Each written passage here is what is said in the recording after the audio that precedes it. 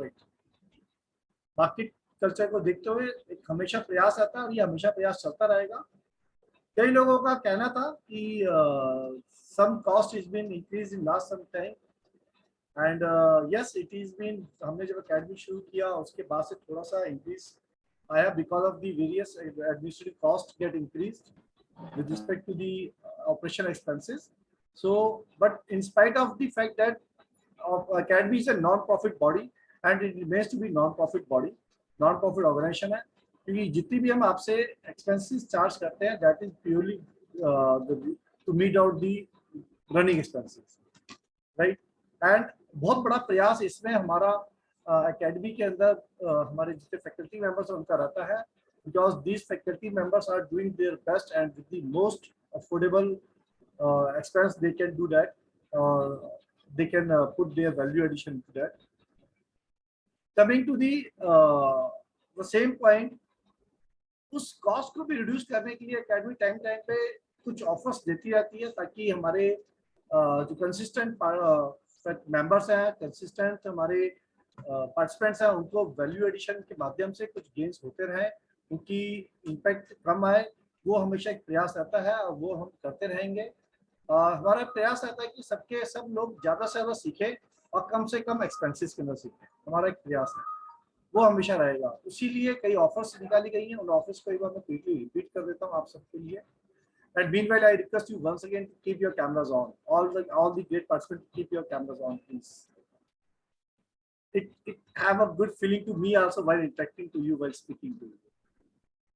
Right. अच्छे background लगा लें। आपके फेस तो इतना सुंदर है, अगर फिर भी अच्छा नहीं लगता तो अपने बैकग्राउंड चेंज कर लें। अगर आपको लगता है कि आप sitting arrangement is not right, change your background, change your virtual background, keep your cameras on. Right. कुछ स्कीम्स हमने लॉन्च करी है for the month of May, June and July and that remains there for 3 months and I just repeat the schemes once again. And the scheme 1 is like if person A is introducing to person B in the academy and whatever fees payment did by person B one time, first time, equal to 15% of that fees payment will be credited to the account of person A. Suppose राखी जी ने किसी को introduce किया और person B ने, रीमा जी ने fees payment की first time 1000 rupees की, तो राखी जी को 150 रुपीज क्रेडिट हो जाएंगे। देन राखी जी जब भी नए कोर्स में एनरोलमेंट करेंगी इनको 150 रुपीज वैल्यूज रिड्यूस हो जाएंगे। That's the A. Second is there are courses which are couple of months, like हम समझते हैं कि 2 महीने 3 महीने का कई बार फीस दे पाना इकट्ठा बहुत मुश्किल काम हो जाता है बिकॉज ऑफ वेरियस रीजन। हमारा प्रयास रहता है कि उसके अंदर रिडक्शन कर दें। तो हमने जो कोर्सेज मल्टीपल मंथ्स के होते हैं, 2 महीने के, 3 महीने के, हम उसके अंदर एक ऑफर ये देते हैं कि if you pay together for 2 months और 3 months fee, we will give you 15% discount to that. Like जो कोर्सेज 1579 के है, 2 months इज इक्वल टू 3158, उसका 15% means 475 rupees will be reduced to the sum total if you pay together. The third scheme is if you did enrollment for 7000 worth of courses in a month, तो उसके ऊपर 15% मतलब 1000 रुपए। एक महीने में अगर 7000 वर्थ ऑफ कोर्सेज की एनरोलमेंट होती है तो 1000 रुपए उस पर जो नेक्स्ट कोर्स एनरोलमेंट करेंगे आफ्टर 7000 रुपीज में, जो भी नेक्स्ट कोर्स एनरोलमेंट होगा उसके ऊपर 1000 rupees will be reduced, state will be reduced from your fees payment. This is the third. The fourth is repeat free always, that remains, right?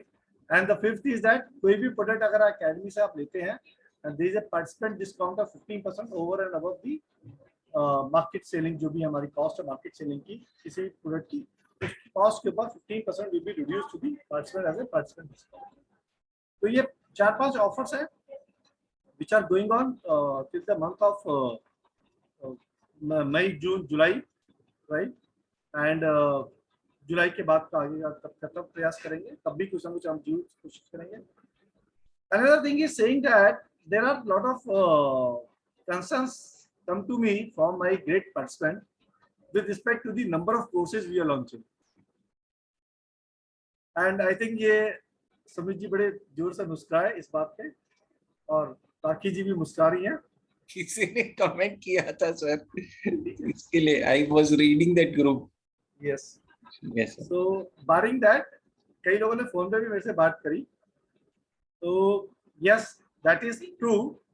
सी हमारा प्रयास है, I tell you one thing, it's an academy, it's not a profit centre जहाँ पे हमने एक course launch किया और हमने बोला जी एक कोर्स के अंदर हमारे को 2-4 लाख रुपए मिल गए तो हमारा काम हो गया और ठीक है भाई हमने तो कमा लिया था। We are not like that. हमारा प्रयास है कि इन विद्याओं को आपके साथ कनेक्ट करें और लगातार कनेक्ट करते चले। उस प्रयास के लिए एकेडमी का डिजाइन हुआ, और एकेडमी में कभी भी कोई भी एक सब्जेक्ट को चला पाना से एकेडमी की वर्थ निकलती। या तो हम प्रॉफिट सेंटर बनाए इसको, तब तो इसकी वर्थ आएगी। अगर हमें नॉन प्रॉफिट चलाना है तो हमें कोर्सेज चाहिए होंगे ताकि हम इसका खर्चे निकाल सकें, इसकी हम ब्रेक इवन पे मेंटेन कर सकें। नहीं तो ब्रेक इवन मेंटेन कर पाना आज के युग पे इस कॉस्ट पे और इस एक्सपेंस पे बड़ा मुश्किल काम होता है। सो उसकी वजह से हमें कोर्सेज, एकेडमी का जब एक रूप है, एकेडमी का संस्था का रूप है ये, तो उसमें कोर्सेज तो आएंगे ना। अब बात ये आती है कि हम कैसे कनेक्ट करें। उसके लिए एकेडमी आपको हमेशा प्रयास करती है, आपको सपोर्ट करती है with respect to two three things. One, cost factor मैंने आपको बता ही दिया, ongoing schemes. Second, repeat is always available to, if you missed out you are repeat is available for you. अगर वो रिपीट भी मिस हो जाता है उसके बाद मैं अवेलेबल हूँ आपके साथ, then you can always connect me and will find some understanding कि क्या हम उसके में आपके लिए कर सकते हैं। दो बात। तीसरी बात ये कि उसके लिए अगर आप ये दोनों भी नहीं कर पाए तब भी परेशान होने की जरूरत नहीं है।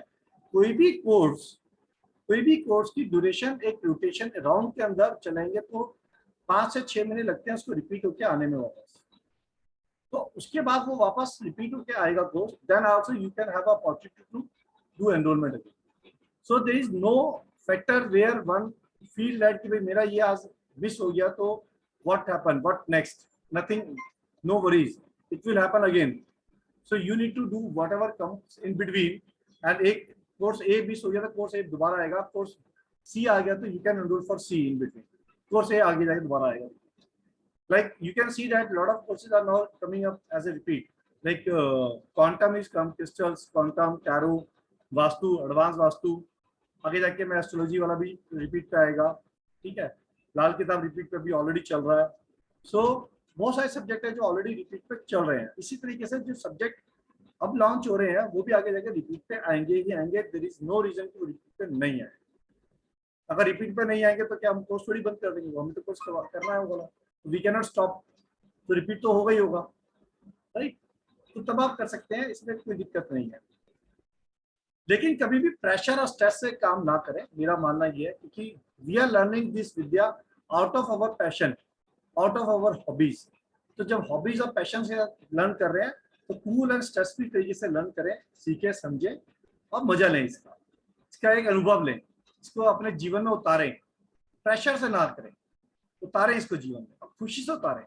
जितना ज्यादा इसकी गहराइयों में जाओगे उतना ज्यादा आपसे कनेक्ट करेगी बिना पढ़े, बिना पढ़े, क्योंकि अंतर से आवाज आएगी, क्या सही है क्या गलत है अंतर से आएगी। जब चीज अंदर से आनी शुरू हो जाती है ना तो पढ़ाई लिखाई एक साइड, अंतर की आवाज एक साइड।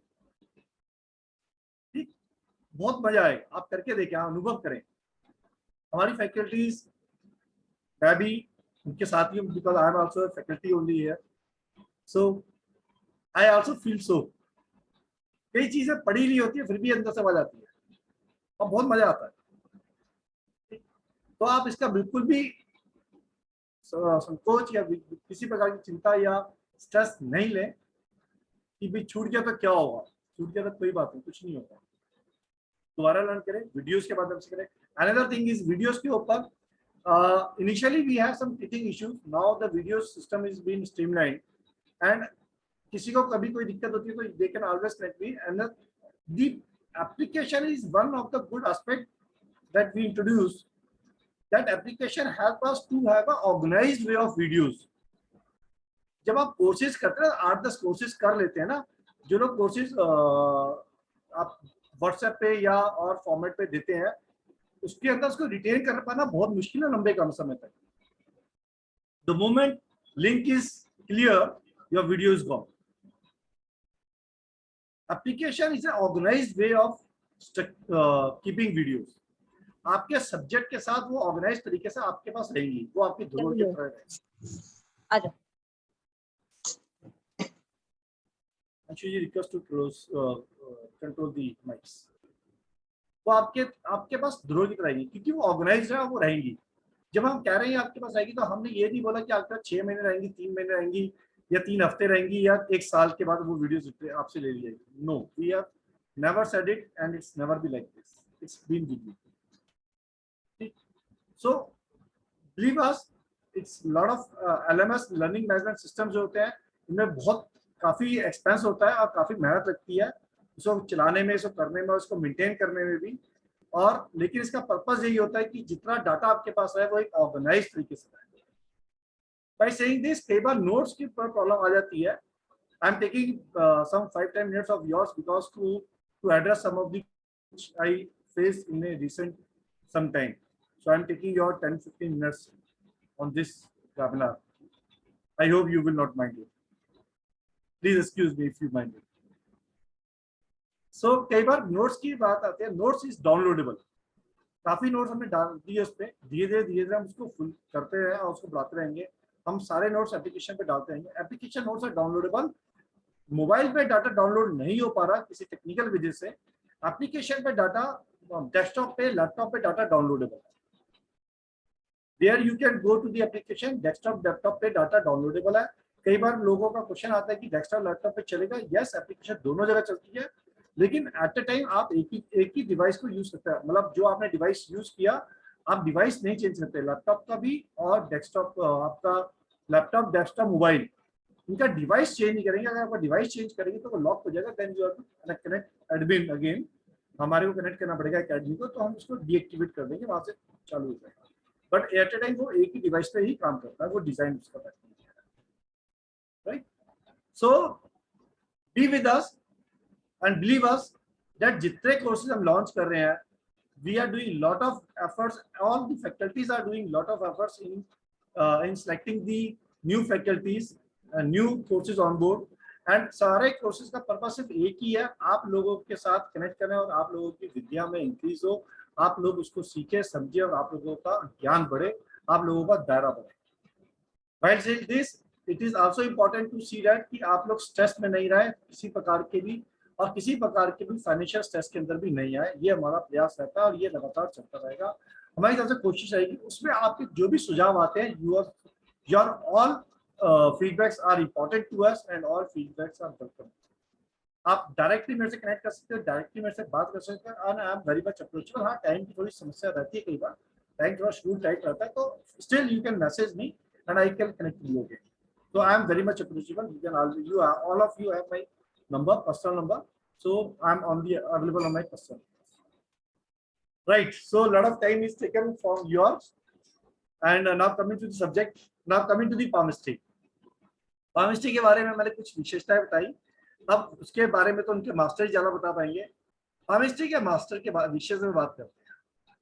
palmistry के मास्टर की जब बातचीत हुई और जब हम उनसे इंटरेक्ट कर रहे थे, और हमने ये फाइंड आउट तो किया कि हाँ, he is the right person to do the palmistry on the platform, because this platform is a non profit, as I always say. And हमें उसी माइंडसेट के लोग भी चाहिए होते हैं साथ में, ताकि ये कनेक्टिविटी बन सके। अगर माइंडसेट बैलेंस नहीं है तो इम्बैलेंस बनेगा, एंड इम्बैलेंस बनने से वो बात बैठेगी नहीं और लॉन्ग टर्म एसोसिएशन नहीं हो पाएगी। Well saying this, long term association, इसका मतलब ये नहीं कि हमने 2, 4, 6 महीने पढ़ाया, 1 साल, 2 साल पढ़ाया। It's a long term vision, long term association, and a very long term. It's like हम रहे ना रहे, संस्था चलती रहे, that kind of association, that kind of link.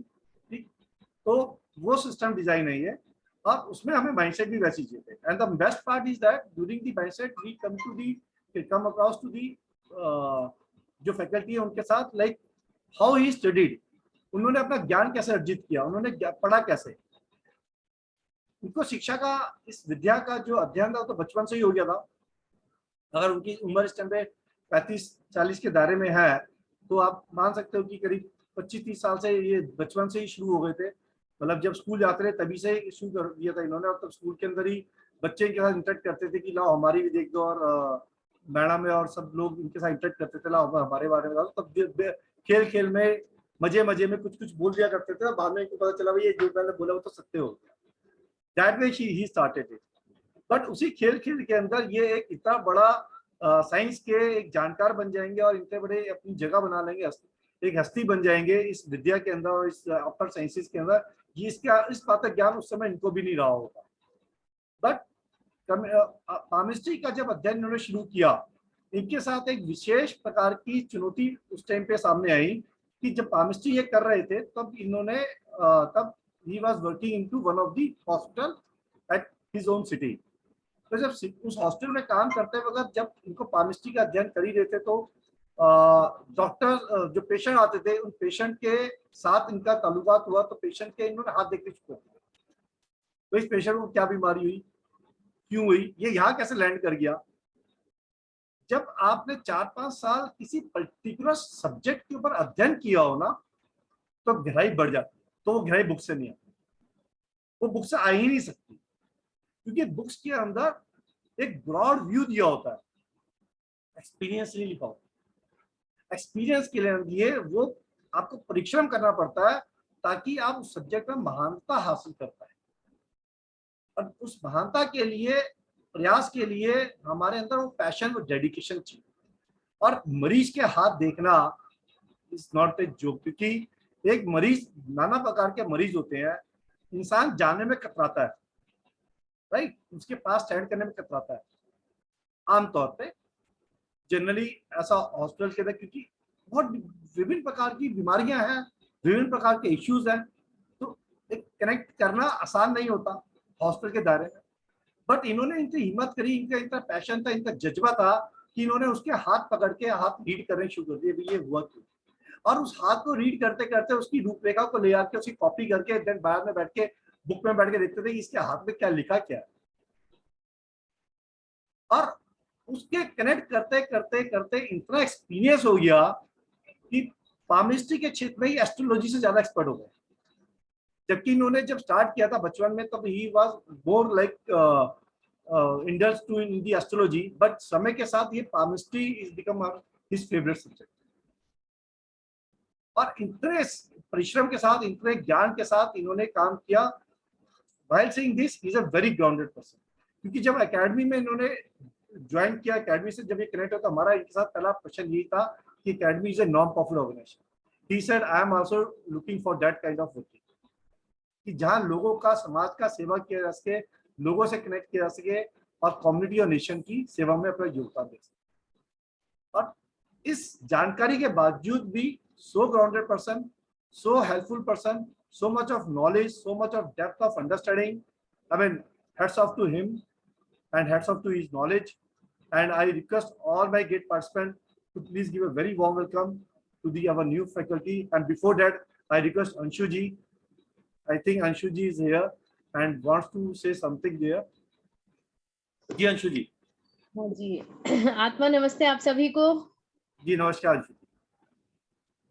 सब लोग फ्रेश लग रहे हैं आज कुछ नया सीखने के लिए, राइट? तो मिथुन जी से ऐसे ही बस एक मुलाकात हो गई और हमेशा से मुझे पामिस्ट्री में बहुत इंटरेस्ट रहा है बचपन से ही। जैसे वी सर ने बताया ना कि मिथुन जी स्कूल में देखा करते थे, ऐसे मैं भी थोड़ा बहुत इधर उधर करती रहती थी। बट हाँ, एक टाइम के बाद वो लिंक टूट गया मेरा, मैं उसमें आगे कुछ नहीं कर पाई। हाँ, कुछ बारीकियां उस टाइम जो सीखी थी वो आज भी याद है, लेकिन हमेशा से एक इंटरेस्ट रहा है इस चीज में। तो मिथुन जी, मैं आपकी क्लास ज्वाइन कर रही हूँ क्योंकि मुझे इसमें आगे और बढ़ना है। मेरा बचपन का इंटरेस्ट है ये पामिस्ट्री। सो मैं आप लोगों के साथ हूँ इस पूरे कोर्स में। So thank you for teaching this on this platform, because ये एक ऐसा पार्ट है हमारा जो पामिस्ट्री जिसको बोलते हैं ना कि लोग भूल चुके हैं एक तरह से, बाकी बहुत चीजों में इंडल्ज हो जाते हैं और ये हमारे हाथों की लकीरें हमारे हमेशा साथ में रहती हैं और इन्हीं को हम भूल जाते हैं, थोड़ा सा दूर हो गए हैं। तो फिर से इनको एक्टिवेट करते हैं और बहुत चीजें इससे सॉल्व भी होती हैं। मैंने खुद देखी है, नोटिस किया है, बहुत चीजें आप अपने आप ही सॉल्व कर सकते हैं। आपकी रेखाएं बदलती हैं आपकी सोच के हिसाब से, वो भी है। Mithun ji, I think I am correct in this part, वो तो आप ज्यादा बता पाएंगे आगे, बट जस्ट बिल्कुल सही बता रही हैं। ट्राइंग टू गिव माय जितना मैंने सीखा है इसमें थोड़ा बहुत भी, तो वो मैं शेयर कर रही थी आप लोगों के साथ। तो please do join and we'll all to one question here, sorry, हम मैडम, अपनी हम तो- अपनी रेखा बदल सकते हैं क्या? सुनीता आएगा जी, आएगा, अभी सुनीता जी स्टार्ट होने दो। देख देख देख हाँ, सॉरी देख ओके ओके, आई नो जो जो बिल्कुल यंग होते हैं ना, उनके अंदर उत्सुकता बहुत होती है। तो you are the youngest participant, as I always said. that's why I'm saying, that's why I'm आप में asking. उत्सुकता बहुत है। Now So- at this stage, can I change some of those lines? So wait बिल्कुल, अभी आएगा सब। Right. Okay, I'll wait. Right. Thank you. And I request all the great participants to keep your videos on, and please give a very warm welcome to मिथुन जी। मिथुन जी, आपका बहुत बहुत स्वागत है। अपना माइक ऑन करें मिथुन जी। धन्यवाद, बहुत बहुत स्वागत है आपका। बहुत शुक्रिया sir. Thank you for your time and efforts and joining the platform, joining the academy. हम सब लोग आपका स्वागत करते हैं। और now the platform, now the time is handed over to you. Please carry on from there. Mithun ji, नमस्कार। मिथुन जी, Jaiveer sir, नमस्कार। नमस्कार सभी को, बहुत बहुत नमस्कार। Mithun Chakravarti ji is the new faculty at the platform, and as I said just before, he is carrying the 25 plus of years in the field of palmistry and astrology, and he is working a very good job on to the subject, and lot of work, lot of initiative he did. नई modalities, मतलब नई इन्होंने अपने formulas विख्यात किए। जैसे मैंने बताया, जैसे हॉस्पिटल में काम करते जाते, तो काफी चीजों पे अध्ययन किया और काफी गहराइयों में अध्ययन किया। एंड हम ऐसे ही हमें टीचर, हमें मास्टर चाहिए थे जो एक्सपीरियंस होल्ड कर रहे हो, बाई ग्राउंडेड एक्सपीरियंस होल्ड कर रहे हो, ताकि आपको शेयरिंग हो सके। बाकी तो बुक पे सब कुछ अवेलेबल, गूगल ज्ञान सबसे बड़ा ज्ञान, उससे बड़ा तो कोई ज्ञान ही नहीं है गूगल ज्ञान से। तो but I am very sure Mithun ji आपको वो डिलीवर कर पाएंगे जो हम एक्सपेक्ट कर रहे थे, जो हम चाह रहे थे। और मिथुन जी के माध्यम से हम आज का पामिस्ट्री का प्रोग्राम शुरू करते हैं। बिफोर दैट, जयवीर सर, आपका नमस्कार, स्वागत आपका। Thank you for joining today. Thank you. Right. Mithun ji, now subject is handed over to you. Please carry on. Thank you. Thank you Rajiv sir, बहुत बहुत धन्यवाद मुझे यहाँ पे इंट्रोड्यूस करने के लिए। यहाँ पर बहुत अच्छे अच्छे महानुभाव बैठे हुए हैं। मिथुन जी, आपका स्वागत। हाँ, धन्यवाद सर। तो पहले तो ये पामिस्ट्री विषय ही एक ऐसा विषय है जिसकी प्रतिलिपियां अभी लुप्त है। कईयों ने यहाँ के सब्जेक्ट को ले जाकर विदेशों में अपने तरीके से मार्केटिंग करके चलाया। इवन जो कायरो आज के डेट में जब भी आप नेट पे कुछ सर्च करने जाएंगे तो सबसे पहला आता है कायरो। पामिस्ट्री में सबसे टॉप पे नंबर आता है कायरो। पता नहीं क्यों आता है, but he doesn't know anything. उनको कुछ नहीं पता है। जस्ट उन्होंने जो इंडिया में आके जस्ट बेसिक नॉलेज लिया था, बस उतना ही है, और उसी से उन्होंने मार्केटिंग करके बुक बना के लिखा। और जितना भी उन्होंने डिलीवर किया है पब्लिक को, नॉर्मल पब्लिक को, वो जस्ट बेसिक है। उसके आगे ही बहुत कुछ है। और जब आप जिनको थोड़ा सा बेसिक एस्ट्रोलॉजी आता है, ग्रह नक्षत्रों के बारे में थोड़ा सा भी नॉलेज आता है ना, उनके लिए ये समझना थोड़ा सा आसान होता है। जिनको नहीं, मतलब पामिस्ट्री के अलावा एस्ट्रोलॉजी का थोड़ा भी नॉलेज नहीं होता है, उनके लिए थोड़ा सा मुश्किल होता है, क्योंकि उनको फिर ग्रहों के नेचर के बारे में, स्वभाव के बारे में समझाना पड़ता है, फिर उसके बाद हाथ पे आते हैं। तो पामिस्ट्री की जो शुरुआत होती है, कैसे होती है, कहाँ से होती है? सबसे पहले क्या होता है कि जब बच्चा पेट में होता है ना, एकदम फीटस होता है, तो फीटस में जब वो 4 से 5 महीने का होता है, तब उसके हाथ में लकीरें बनना चालू होती है, स्टार्ट होना फीटस से, और मुट्ठी बंद होती है इस तरह से। मुट्ठी बंद होते होते होते ये इस तरह खुलता है। तो जैसे मुट्ठी बंद होती है, जो फोल्ड बनते हैं ना, दैट इज योर रेखा। ये जब भी जहां पे फोल्ड बनते हैं वो हमारी रेखा बन जाती है। और हर एक बच्चा अपने माँ के पेट के अंदर डिफरेंट काइंड ऑफ मुट्ठी बनाती है। वो एक जैसा नहीं होता, किसी का ज्यादा क्लोज होता है, किसी का ज्यादा खुला हुआ रहता है। तो जो बच्चे माँ की पेट में ज्यादा जोर से मुट्ठी बांध के बैठते हैं, उनकी रेखाएं ज्यादा गहरी होती हैं। जिनके हाथ खुले रहते हैं, उनकी रेखाएं बहुत हल्की होती हैं, स्टार्टिंग फ्रॉम द मतलब मदर्स वूम्ब, ठीक है, वहां से। फिर धीरे धीरे धीरे धीरे जैसे बच्चा बड़ा होता है, फिर बड़ा होते होते बाकी रेखाएं जो है और स्पष्ट होती जाती हैं। तो ये तो आगे बात होगी रेखा की। उससे पहले, सबसे पहले हम इंसान को ये पता होना चाहिए कि ये एग्जैक्टली इसकी उत्पत्ति कहाँ से होती है। ये एक समुद्र शास्त्र का एक पार्ट है। समुद्र शास्त्र क्या है? समुद्र शास्त्र हमारे पूरे शरीर में जितने भी अंग हैं उसका शेप के अनुसार उस व्यक्ति का नेचर, उसको जज किया जाता है, जिसमें सबसे इजीएस्ट प्रोसेस है ये पामिस्ट्री, क्योंकि इसका कनेक्शन पामिस्ट्री एंड अपना जो फुट के नीचे वाला पोर्शन होता है, पैर के नीचे वाला पोर्शन, ये दोनों हमारे ऊर्जा केंद्र हैं, सबसे हाईएस्ट ऊर्जा केंद्र। ठीक है, यहाँ से हम अपनी एनर्जी को रिसीव भी कर सकते हैं और किसी को एनर्जी दे भी सकते हैं, इसलिए पामिस्ट्री को इतना ज्यादा पावर दिया गया, मतलब ये इतना पावरफुल है।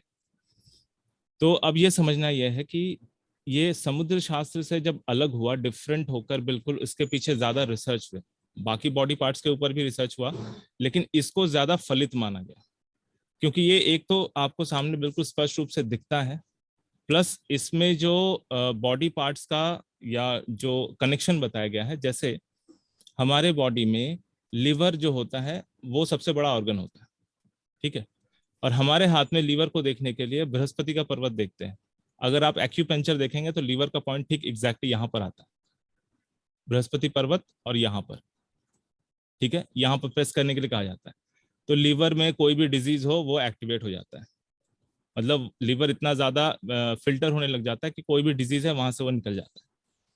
तो इसी प्रकार से हमारे बॉडी के हर एक पार्ट के साथ यहाँ पर कनेक्शन बना है, क्योंकि यहाँ से नसों का एक ऐसा पॉइंट हमारी बॉडी के हर एक पार्ट में गया हुआ है जो उस ऊर्जा को बैलेंस करती है। तो हाथ के थ्रू हम लोगों के बारे में सबसे पहले जान पाते हैं कि उनका नेचर, उनका स्वभाव कैसा है। उसके बाद फिर उनकी रेखाओं को और बारीकी से जब हम लोग उसके अंदर नेत्रानुमान, मतलब बहुत छोटे छोटे पार्ट्स में डिवाइड करते हुए जाते हैं, तो बारीकियां और भी ज्यादा डिटेल हो जाती हैं। आप लोग जितने भी यहाँ पर हैं, अगर आप मेरा यूट्यूब चैनल देखें तो वहाँ पर मैंने बहुत अच्छे से एक्सप्लेन किया है, कभी कभी जाके आप लर्न भी कर सकते हैं वहाँ से। यहाँ तो मैं प्रैक्टिकली सिखाऊंगा ही। तो वहाँ से क्या होता है कि जैसे मैं आपको एक हाथ दिखाता हूँ, मैं अपना स्क्रीन शेयर करता हूँ।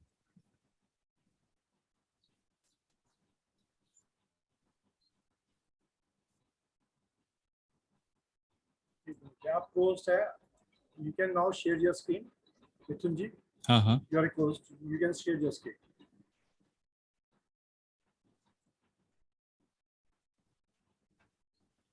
शेयर हो गया? अभी नहीं हुआ। अभी नहीं आ रहा है। ओके।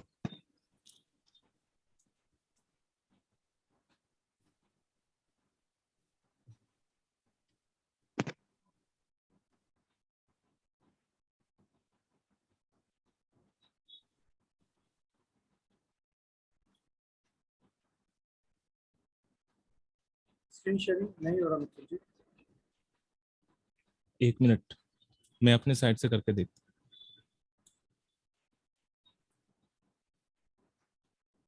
हाँ, मेरे साइड से हो रहा है सर। अभी हो गया हाँ, हम देख पा हो रहे गया? हैं। हाँ, देख पा रहे हैं जी, अभी हो गया स्क्रीन। जी।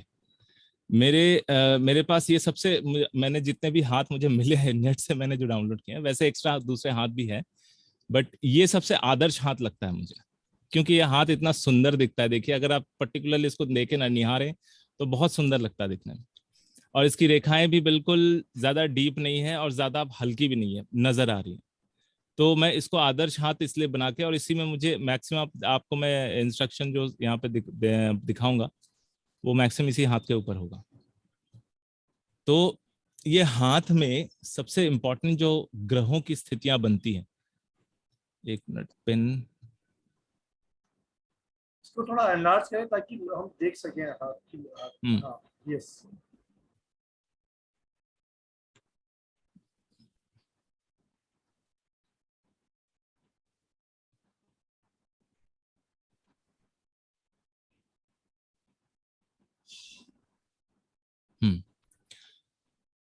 ये जो पूरा हाथ जो है, इसमें सबसे इम्पोर्टेंट जो होता है, ये पर्वतों को ज्यादा इंपॉर्टेंस दिया गया है। फिर सारे पार्ट्स इंपॉर्टेंट हैं, लेकिन पर्वत बहुत ज्यादा इंपॉर्टेंट है। रेखाएं भी हैं, रेखाएं भी अपना कमाल दिखाते हैं, लेकिन पर्वत जो होता है ना, दिस इज वेरी स्टेबल। ये स्थिर जगह है जो कभी ज्यादा अपना जो शेप चेंज नहीं करती, अनटिल अनलेस कि कोई एक्सीडेंट हो, कहीं चोट लग जाए, वो पोर्शन में कुछ गड़बड़ हो जाए तो, अदरवाइज ये इनको स्थिर प्रकृति कहा गया है। ये पर्वत जो है ना हमेशा स्थिर रहते हैं, ये ज्यादा बदलते नहीं है। उम्र के साथ थोड़ा बहुत स्किन वो हो जाता है, लेकिन अपना वो शेप कभी नहीं बदलते। और बदलते क्या क्या है जो अक्सर अक्सर जो है उसमें रहते हैं कि मूवमेंट में रहते हैं, मूवमेंट चलता रहता है, वो है ये रेखाएं। रेखाएं और रेखाओं के साथ साथ छोटी रेखाएं, स्पर्श रेखाओं का सबसे तीव्र, मतलब ऐसा कह सकते हैं कि जैसे हम कुछ प्लैनेट्स को देखते हैं कुंडली में या ग्रहों में देखते हैं कि सबसे ज्यादा स्टेबल प्लैनेट जो होता है वो हमारा सूर्य है, वो स्थिर है, बाकी सारे प्लैनेट घूमते हैं। ठीक उसी तरह से हाथ में भी पर्वत जितने हैं ये सारे स्थिर हैं, और जितनी भी रेखाएं हैं वो है सम। वो कभी कभी मूवमेंट होता है, कभी कभी नहीं होता है, कभी फास्ट मूवमेंट होता है, कभी स्लो मूवमेंट होता है।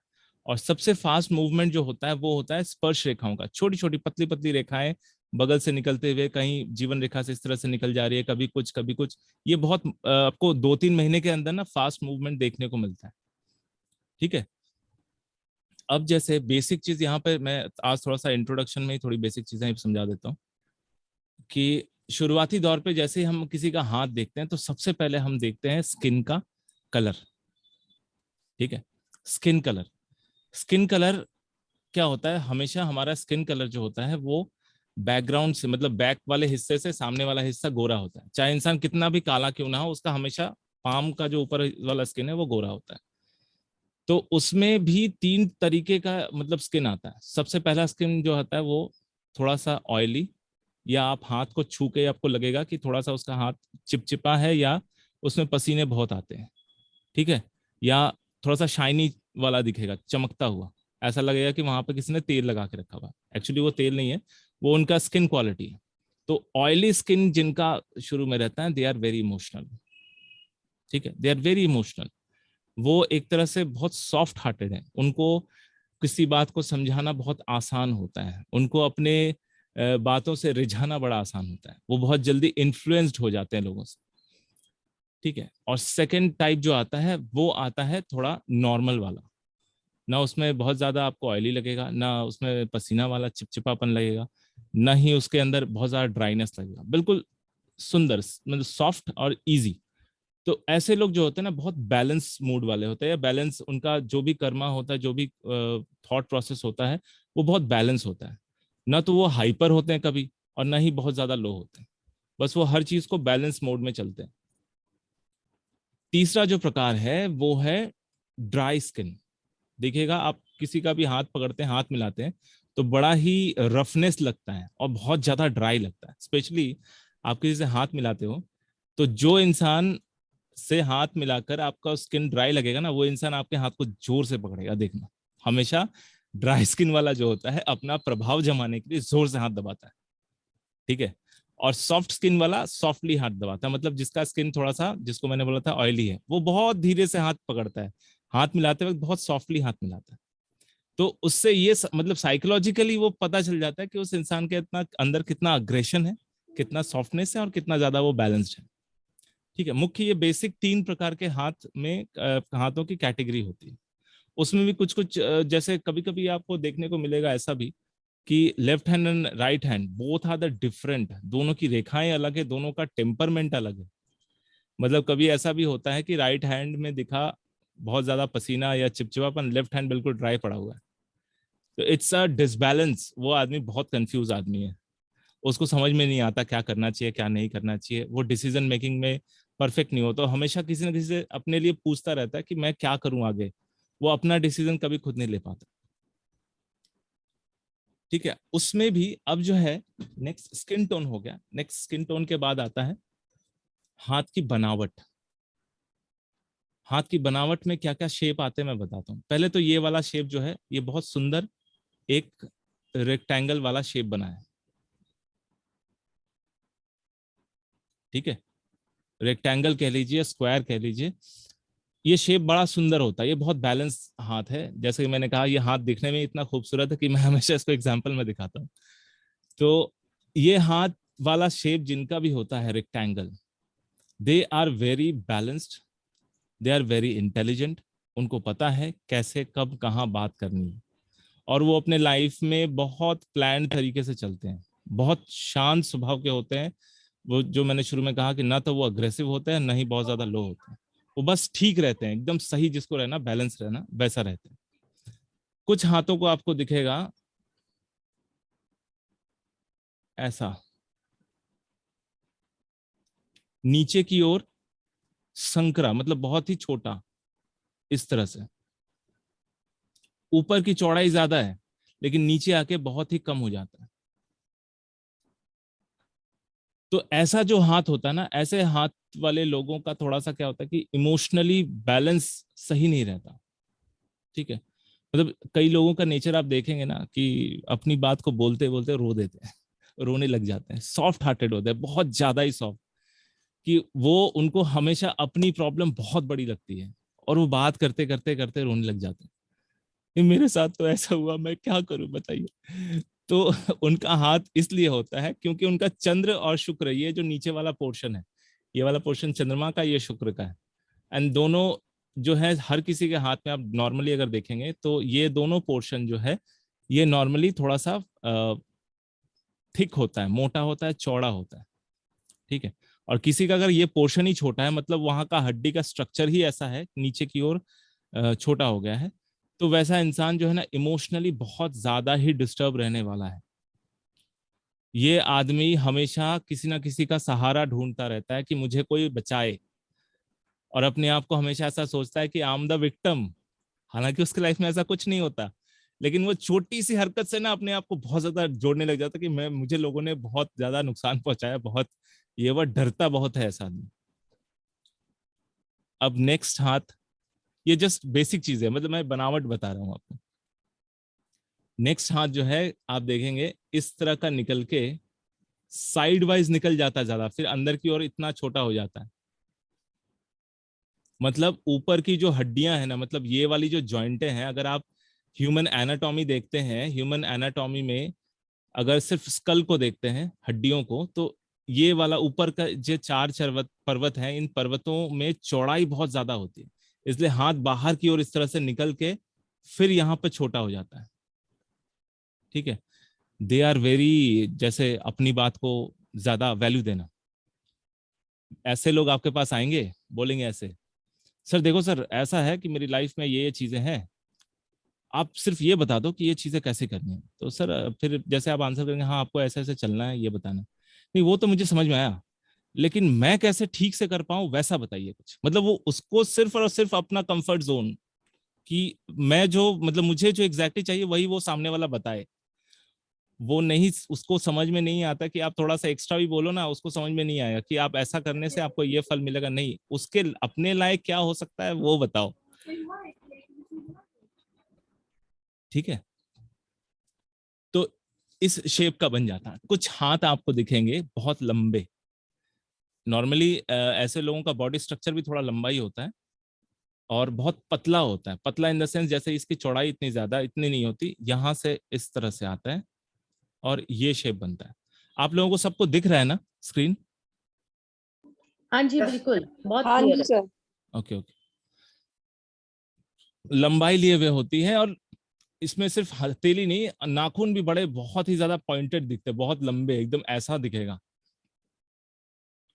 They are basically artist. ठीक है, भले ही कुछ लोग आर्टिस्ट का काम ना करें, बट उनके काम में आर्ट दिख जाता है। एक मेरे पास है मुस्लिम लड़का, मैंने बोला भाई तू तो आर्टिस्ट है। तो क्या सर क्या आर्टिस्ट है, मैं तो सुबह से बैठता हूँ, लोखंड ठोकता हूँ, लोखंड लेके बैठता हूँ, लोखंड लेके मेरी रात होती है। तो मैंने बोला भाई ठीक है, अच्छी बात है, तेरा हाथ है, तो लोहे का काम करता है, मतलब वेल्डिंग का काम करता है। तो मैंने बोला कि कभी सोचा नहीं कि इसमें कुछ क्रिएटिविटी कुछ अलग सा बनाए? हाँ सर बनाए ना, कितना अच्छा अच्छा डिजाइन बनाए। तो यही तो आर्ट है। उसको डिजाइन उसने कहीं से सीखा नहीं है, but he has a interest कि इस तरह से वेल्डिंग करेंगे, किस कौन सा मेटल में कैसे वेल्डिंग करेंगे कि ये डिजाइन निकल के आएगा। मैं पर्सनली उसे घर गया था मीट करने।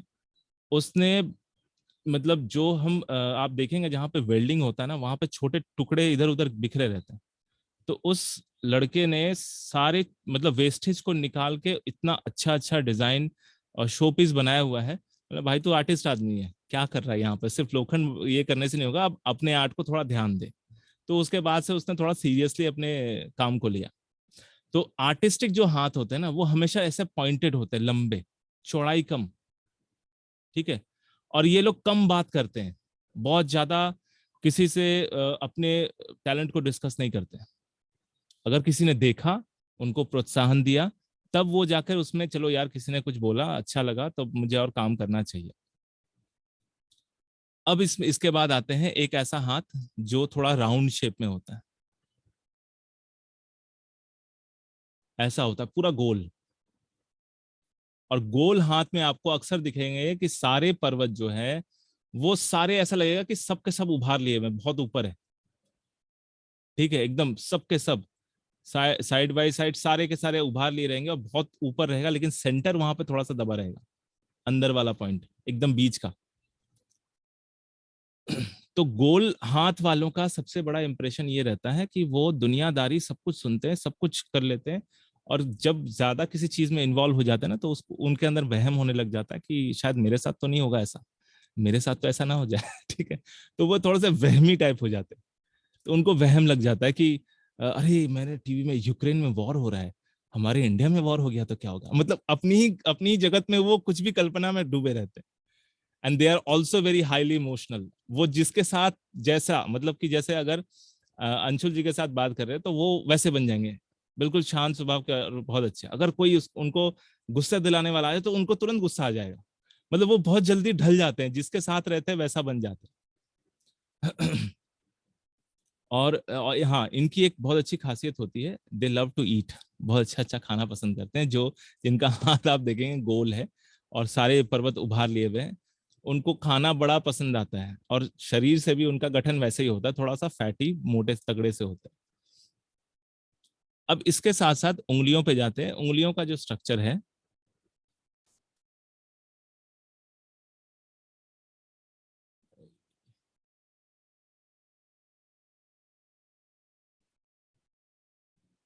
जैसे ये जो उंगलियां हैं, इन इस पिक्चर में जो उंगली बनी है, ये नॉर्मली एक बहुत आदर्श हाथ की उंगली है।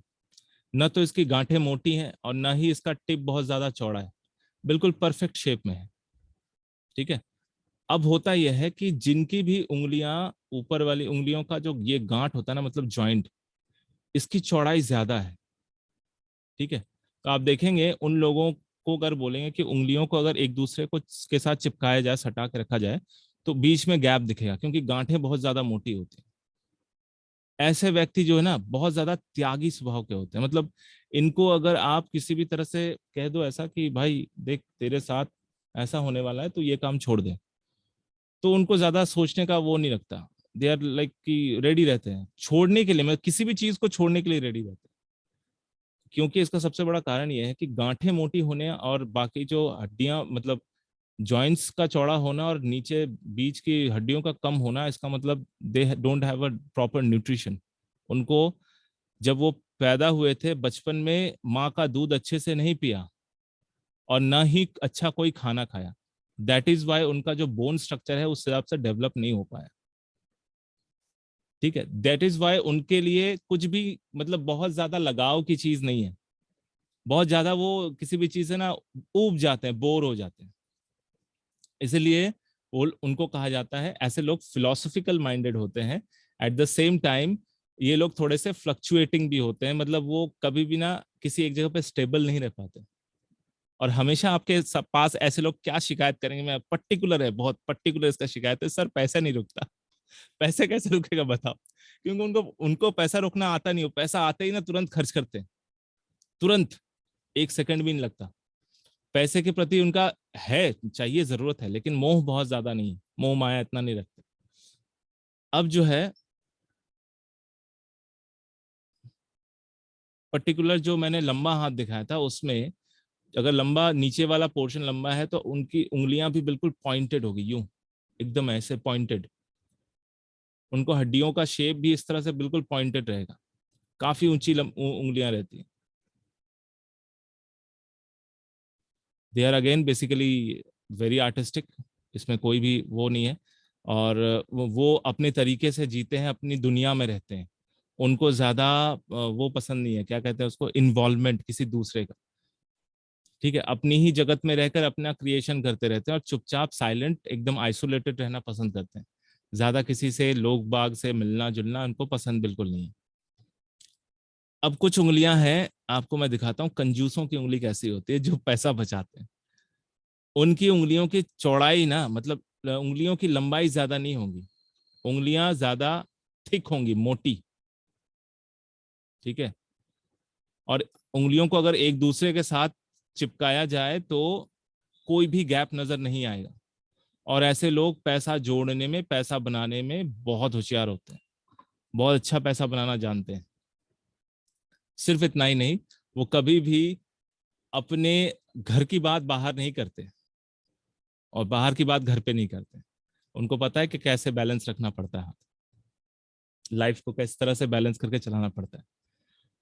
उनके अंदर एक और खासियत ये भी होती है कि वो समय पर, वैसे तो बहुत सुलझी हुई बातें करते हैं और समय समय पर जो जरूरतमंदों को हेल्प भी करते हैं। भले ही अपने घर में जरूरत हो नहीं देंगे, लेकिन दूसरों को हेल्प करने चले जाएंगे। ये एक थोड़ा सा रहता है, तो इनके घर वालों के साथ थोड़ा इनको रहता है प्रॉब्लम, जिनकी उंगलियां थोड़ी सी मोटी रहती है। वो अक्सर क्या होता है ना कि अगर बाहर वाले आके उनसे हेल्प मांगे तो वो बिना किसी परवाह के कि मुझे घर में जरूरत है वो नहीं देखते, वो सीधा बाहर दे देते हैं। ठीक है, तो इस वजह से उनका थोड़ा सा रहता है। लेकिन अदरवाइज ये बहुत अच्छा, ये मतलब कहते हैं ना थोड़ा सा कंजूस टाइप है, लेकिन पैसा जमाते हैं। उनको पता होता है कि सेविंग्स कितनी जरूरी है। और एक तरह से समझ लो कि कई आपको नॉर्मली ऐसे लोग कैसे दिखेंगे, उनका जो उनकी हाइट जो है वो मीडियम होगी, उंगलियां मोटी होगी, स्ट्रक्चर भी लगभग थोड़ा सा हेल्दी टाइप होगा। और इसी का सबसे बड़ा कारण, मतलब उदाहरण ये रहता है कि उनका जो लाइफ पर्पस होता है ना, उनका लाइफ पर्पस हर चीज में, सिर्फ पैसों के मामले में नहीं, हर एक चीज में, चाहे चाहे वो रिलेशनशिप हो, चाहे वो घर में किसी सामान को अच्छे से रखना हो, वो ना वो करते हैं, उसको जतन कहते नहीं है, जतन करना, बहुत केयर करना। चाहे वो पैसा हो, चाहे वो रिलेशनशिप हो, चाहे दोस्ती यारी हो, वो बहुत केयर वाले होते हैं। उनको हमेशा ये डर लगा रहता है कि यार मेरे से कोई गलती ना हो जाए, किसी को दिल पे चोट ना लग जाए। उस हद तक केयर ही रहते हैं। इसके बाद एक और उंगली होती है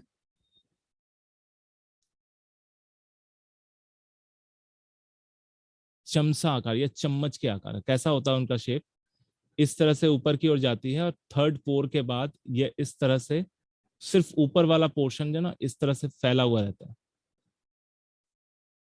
ठीक है, पर्टिकुलरली इतना नहीं फैला रहेगा, लेकिन आपको दिखेगा, पता चलेगा, फर्क चलेगा नॉर्मल हाथ से उन हाथों की फैलाव, मतलब ऊपर वाला पोर्शन का फैलाव कुछ ज्यादा ही चम्मच की तरह ऐसा दिखता है।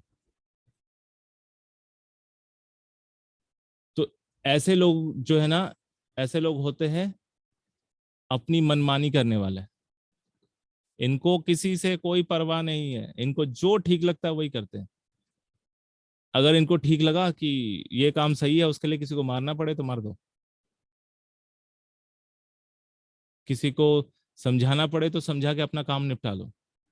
ये लोग जिसको कहते हैं बिल्कुल नहीं मन चले, अपनी मन की बात सुनने वाले, और कोई नहीं। जब जो चीज इनको सही लगता है बस वही करते हैं, चाहे उसके लिए किसी का नुकसान हो किसी कोई परवाह नहीं करते। और अगर ये अब एक एक्सेप्शनल केस है, ऐसा ऐसा मैंने देखा है, सिर्फ 2-3 ऐसे केसेस हैं मेरे पास जहां पर चमचाकार प्लस लंबाई, बहुत लंबा, उंगलियां भी काफी लंबी होती है, तो they are like very criminal minded. ये वाला तो फिर भी थोड़ा सा ठीक है, वो वाला थोड़ा क्रिमिनल माइंडेड हो जाता है। ये आदमी घर में कुछ और बोलेगा, बाहर कुछ और करके आएगा, बाहर कुछ और करके आएगा, किसी को पता भी नहीं चलेगा, मतलब अच्छा खासा कांड करके आएगा और घर में किसी को पता नहीं चलेगा, बाद में जाकर पता चलेगा। तो वो क्रिमिनल माइंडेड होता है। और ये लोग हमेशा, अगर इन लोगों को किसी ने भी उकसा दिया या फिर चैलेंज कर दिया तो भाई दिल पे ले लेते हैं पूरा।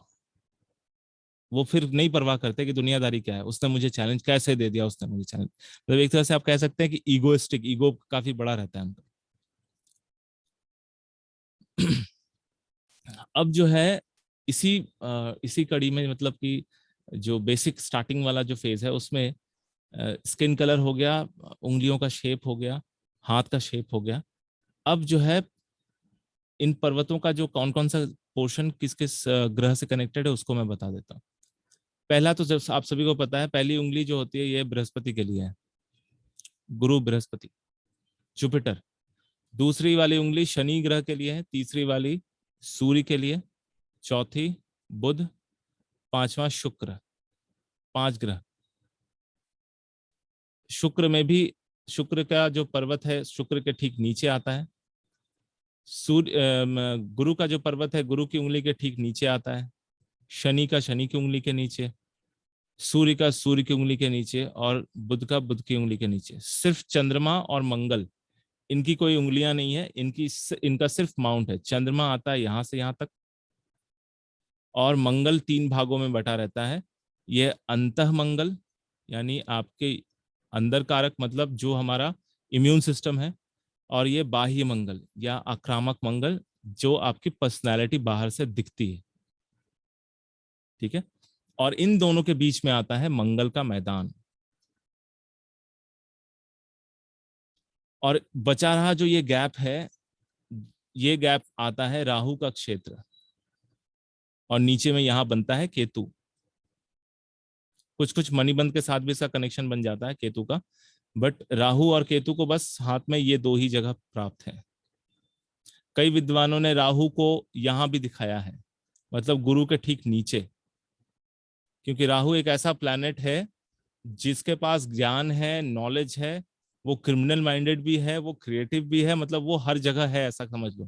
बिकॉज राहु कहा जाता है ध्यान को, आपका जो ध्यान, मतलब कोई भी ऐसा चीज जो आपके ध्यान को खींचे, दैट इज राहु।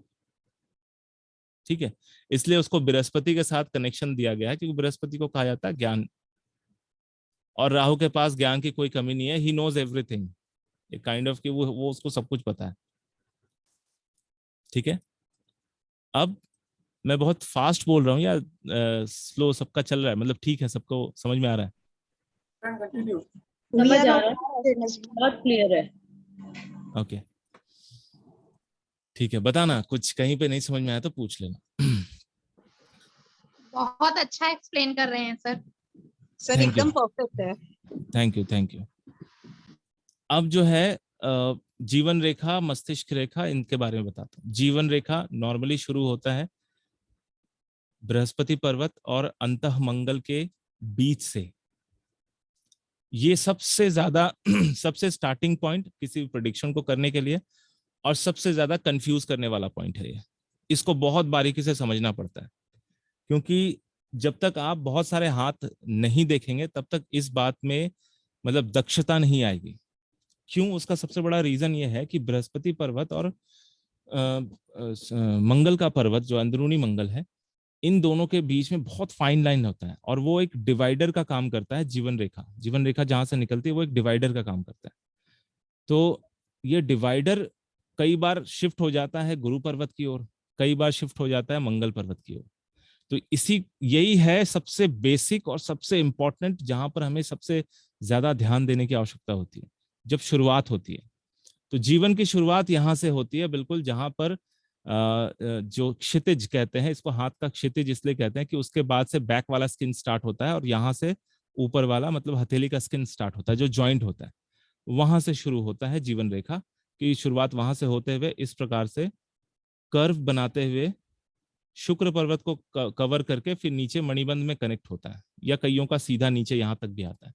तो उस विषय में बाद में बात करेंगे, बेसिक चीजें मैं पहले समझा देता हूँ। तो सबसे पहले जीवन रेखा की शुरुआत ही होती है बृहस्पति पर्वत और मंगल पर्वत के बीच से निकलते हुए, कर्व बनाते हुए नीचे मणिबंध तक।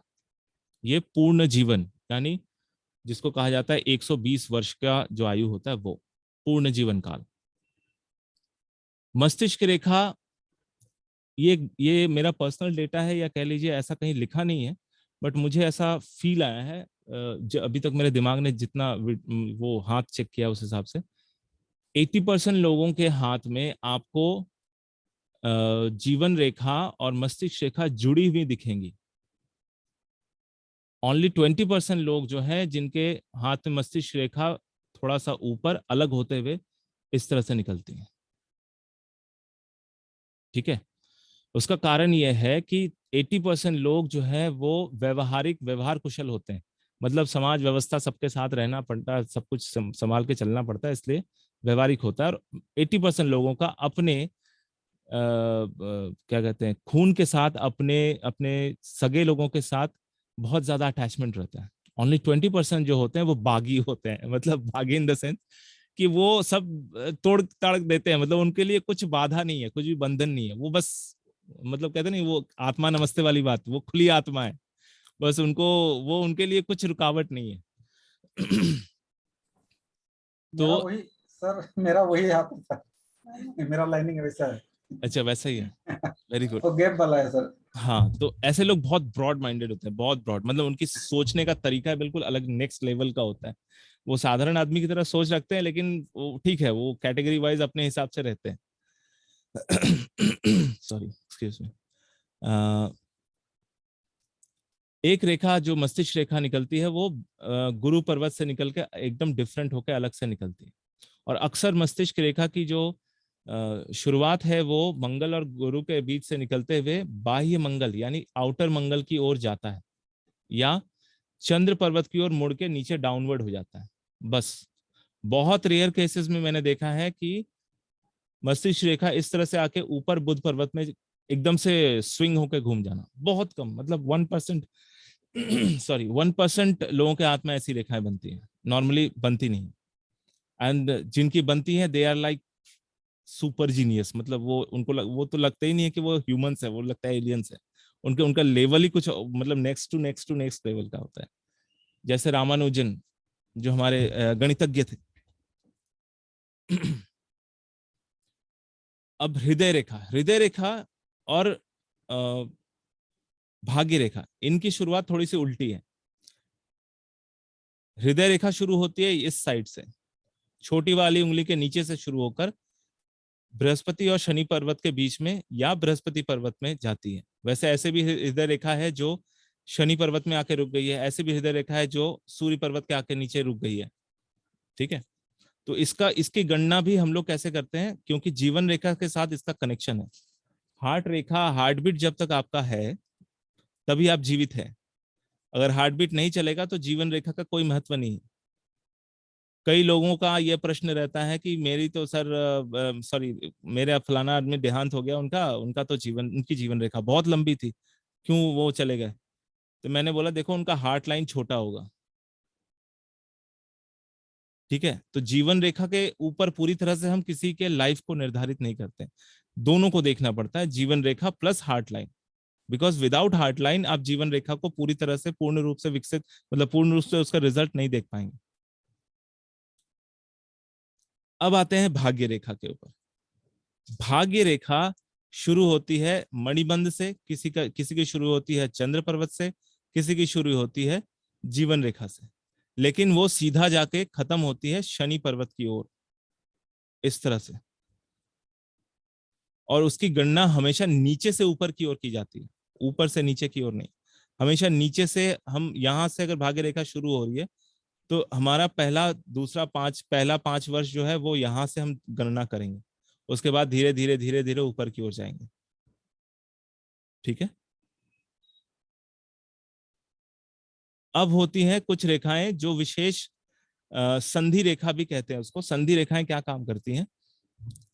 दो पर्वतों के बीच में कनेक्शन बनाती हैं। जैसे कोई रेखा सपोज यहां से सूर्य के पर्वत से निकल के इस तरह से गुरु पर्वत की ओर गई, तो ये संधि between Guru and Surya and गुरु। उसी तरह से कोई रेखा अगर बुध पर्वत से निकल के सीधे सॉरी चंद्र पर्वत से निकल के सीधा बुध पर्वत पे गई, यहां से स्ट्रेट, इसको भी संधि रेखा कहते हैं। और ये संधि, हर संधि रेखाओं का एक स्पेशल नाम होता है। उसको मैं बाद में पढ़ाऊंगा, वो एक डिफरेंट टॉपिक है। तो संधि रेखाएं भी सबसे ज्यादा बदलती हैं। संधि रेखाएं क्यों बदलती हैं? क्योंकि उसका सबसे बड़ा रीजन है कि आपके कुंडली में दशा अंतरदशा जैसे जैसे बदलती हैं, रेखाएं वैसे वैसे बदलती हैं। ठीक है, ये है बेसिक। आपका कर्म जैसा जैसा होता है, रेखाएं भी वैसे वैसी बदलती हैं। दोनों अप्लाइड है, दोनों एक दूसरे से अलग नहीं है, दोनों अप्लाइड है। बिकॉज यूनिवर्स ने ह्यूमन को फ्री विल दिया है। You can do anything you want.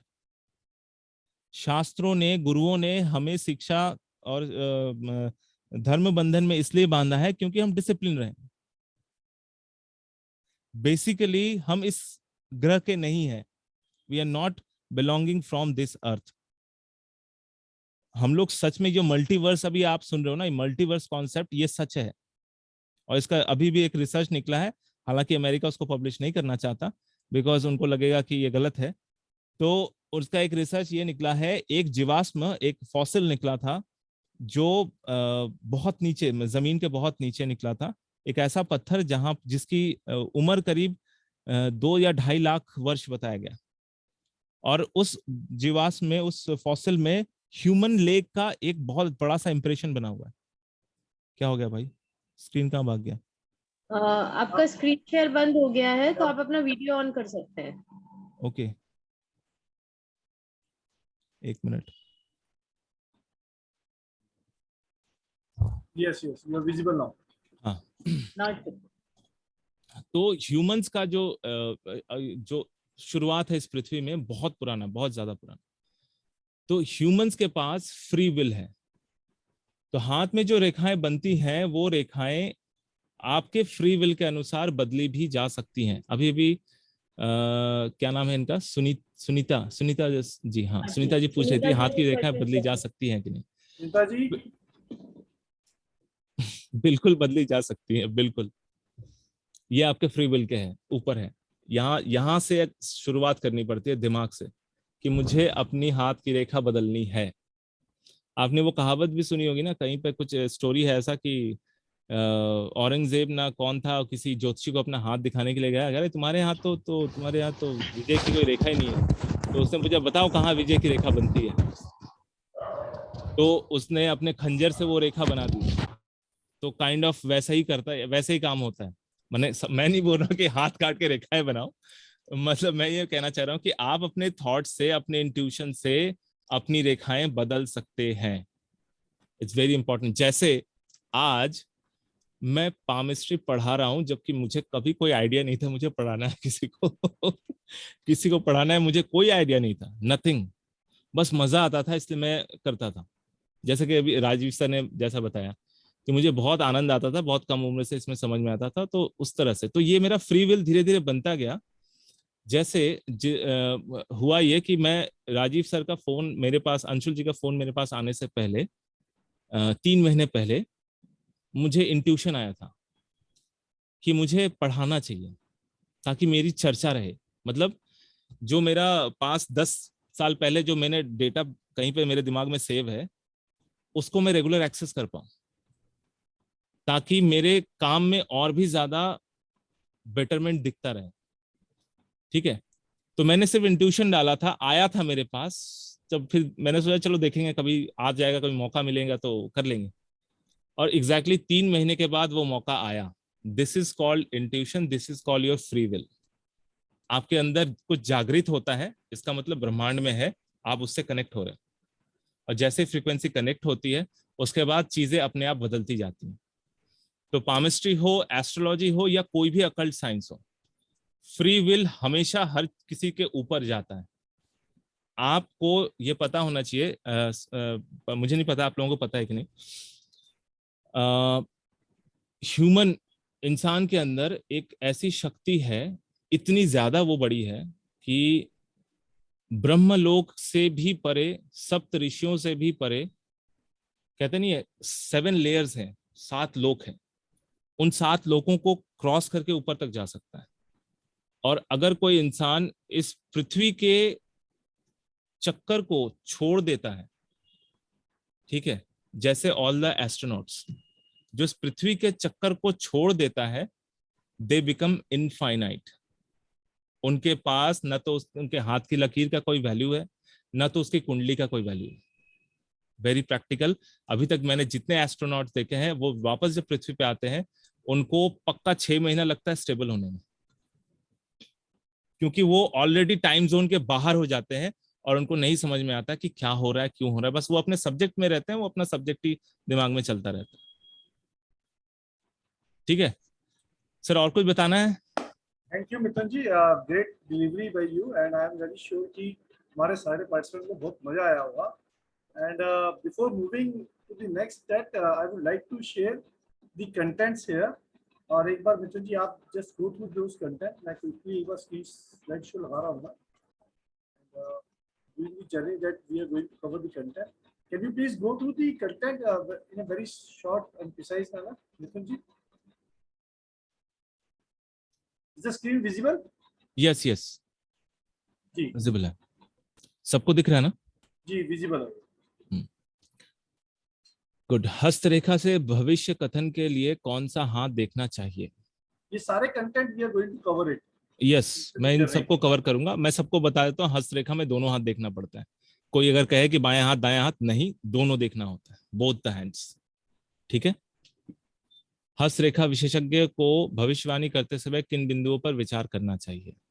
बिल्कुल सही लिखा है. पर्वत है, पर्वतों का झुकाव, ग्रहों का क्षेत्र, गुरु पर्वत, शनि पर्वत, सूर्य पर्वत, जो अभी भी मैंने एक छोटा सा एक्सप्लेन कर दिया. पूर्व पर्वत युग्मों का मिश्रण फल. यस. शुक्र चंद्र मुख्य रेखाएं, अन्य रेखाएं, हथेली में पाए जाने वाली चिन्ह, रेखा, अनेक रेखाएं, आपस में कटती हुई रेखाएं, बिंदु, धब्बे, गड्ढे, क्रॉस, नक्षत्र, त्रिकोण, द्वीप, जाली, वृत्त, जंजीर, जीवन रेखा, उसके बाद रेखाएं आ जाते हैं. जीवन रेखा, मस्तिष्क रेखा, भाग्य रेखा, हृदय रेखा, सूर्य रेखा, मंगल रेखा, स्वास्थ्य रेखा, बुध रेखा, प्रणय रेखा, विवाह रेखा, मांगलिक दोष, सफल वैज्ञानिक जीवन, वैवाहिक जीवन, मणिबंध रेखाएं, संतान रेखा, उंगलियां, उंगलियों के प्रकार, तर्जनी उंगली, अनामिका, उंगलियों के अग्रभाग, उंगलियों के बीच का अंतर, अंगूठा, अंगूठे का प्रकार, वलय या मुद्रा, गुरु वलय, शनि वलय, सूर्य वलय, शुक्र वलय, हाथों के भेद, हथेली का रंग, नाखून, विभिन्न आकृतियों के नाखून, नाखून पर अर्धचंद्र, स्वास्थ्य, नाखून व स्वभाव, तिल, हाथ के प्रकार, हाथों का लचीलापन, रत्न, पर्वतों से व्यक्तित्व की पहचान, जन्म से भाग्यशाली होने के लक्षण, आयु की गणना, जीवन रेखा, भाग्य रेखा, स्त्रियों की हस्तरेखा व नाखून विचार, हस्तरेखा योग. So ठीक these है. are the broad content. अगर आप कंटेंट देखें तो बहुत ज्यादा कंटेंट है which we are going to cover in the span of 2 months. and ये एक ब्रॉड लाइन है. इसके अंदर डेप्थ तो काफी ज्यादा आएगा, इससे ज्यादा तो बहुत बेसिक्स है पॉइंट था ये. And before moving to the next I would like to ask questions. किसी के कोई क्वेश्चंस हैं तो please raise your hand and we can take the questions now. Please raise yellow hand. जी सुषमा जी अपना वीडियो ऑन करें आप. सर मैं थोड़ा सा बीमार हूँ, जॉन्डिस हुआ है मुझे. अच्छा आप क्वेश्चन पूछे. Okay madam. Sir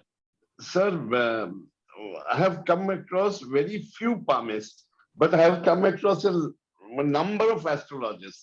So that gives me an idea that palmistry is relatively difficult subject compared to astrology, right? बिल्कुल. Very few. One was Shukdev Goswami from Calcutta. I remember his reading. So he was very perfect. Another thing, suppose the advantage of palmistry is that without date of birth, time of birth, actually time of birth, you can know certain things, many things. So is there any way that through palmistry, I can draw a horoscope? Yes, there is a vidya, means उसको कहते हैं नष्ट जातकम. There is a vidya जिसके पास date of birth time birth नहीं रहता है. नष्ट जातकम पर्टिकुलरली ये साउथ इंडिया में डेवलप हुआ था फर्स्ट, स्टार्टिंग फ्रॉम केरला. उसके बाद फिर उसको फर्दर डेवलप होते होते नॉर्थ इंडिया तक आते आते वो नष्ट जातकम के हिसाब से लोग उसमें से हॉरोस्कोप हाथ देखकर हॉरोस्कोप बनाया जाता है ऐसा. वो एडवांस एस्ट्रोलॉजी कितना एक्यूरेसी होता है सर इसमें? ये तो बहुत डिफिकल्ट है. एक्यूरेसी की अगर बात करें तो फिर भी मैं कहूंगा 95 to 97% एक्यूरेसी तो आता है. अच्छा, that's good. Okay sir, thank you very much. Thank you जी. अतुल जी.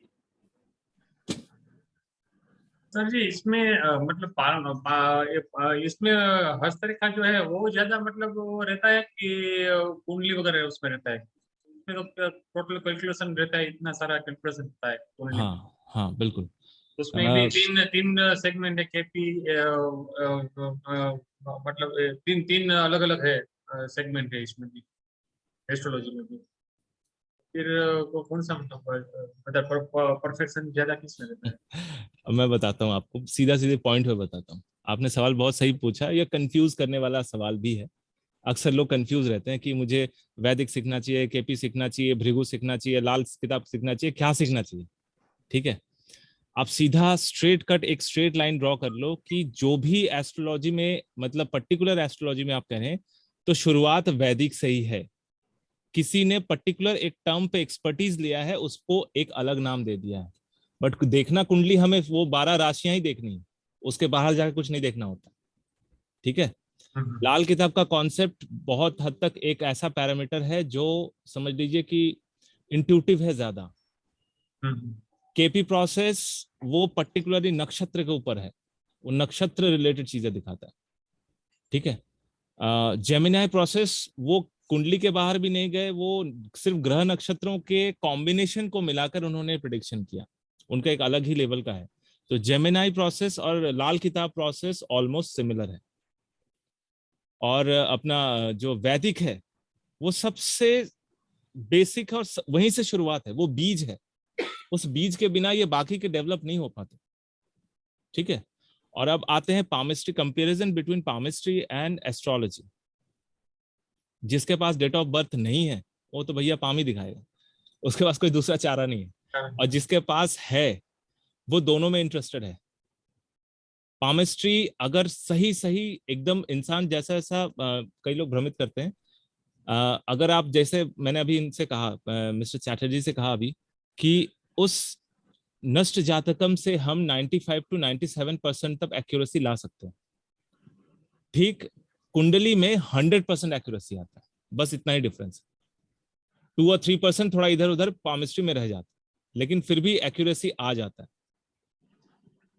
कि इसमें क्या है कि सबका हाथ में किसमें विजिबल रहेगा नहीं विजिबल रहेगा रेखा, बहुत मतलब वो किसी का मतलब स्किन का प्रॉब्लम वो मतलब वो, लेकिन जो एस्ट्रोलॉजी का जो है वो तो पूरा का पूरा मतलब फिर तो उसमें रहेगा ना कुंडली में। बिल्कुल हाँ, वो ज्यादा मतलब कैसा कि आपके पास दोनों तरह के लोग आएंगे ना, कहेंगे सर मेरा तो कुछ है ही नहीं, मेरे माँ बाप ने कहीं लिखा नहीं, तो मैं क्या करूं, आप मेरा हाथ ही देख दो।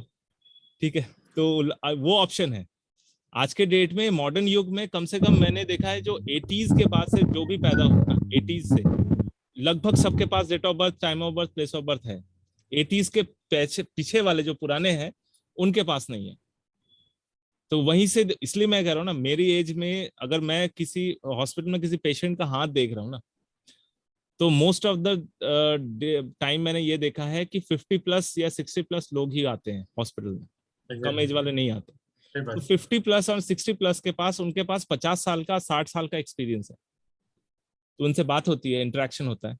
तो मरीज क्या चाहता है ना, जब मरीज हॉस्पिटल में रहता है ना, तो उसको बहुत अकेला फील होता है, अकेला, बहुत लोनलीनेस, यार मेरे घर वाले नहीं है, यहाँ कोई ठीक से देखता नहीं है, नर्स अपना काम करके चली जाती है, कोई बात नहीं करता है, ऐसा।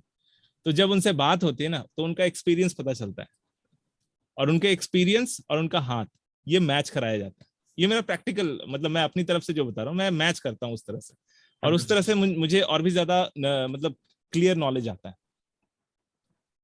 तो हाँ, हस्तरेखा और कुंडली में ऑब्वियसली कुंडली इज बेस्ट, क्योंकि कुंडली हमेशा 100% एक्यूरेसी देता है दशा अंतरदशा के हिसाब से। हस्तरेखा में 95 to 97% तक एक्यूरेसी आ जाता है, 1% 2% इधर उधर रहता है।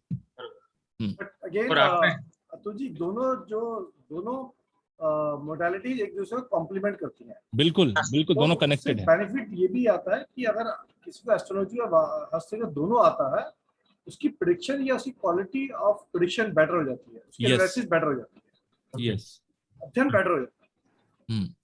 और आजकल तो इतने अच्छे अच्छे फोटो कैमराज हैं कि अगर दूर भी बैठे तो किसी को बोला जाए कि भाई आप अपना चित्र दे दो, तो चित्र भी बड़े क्लियर आते हैं आजकल।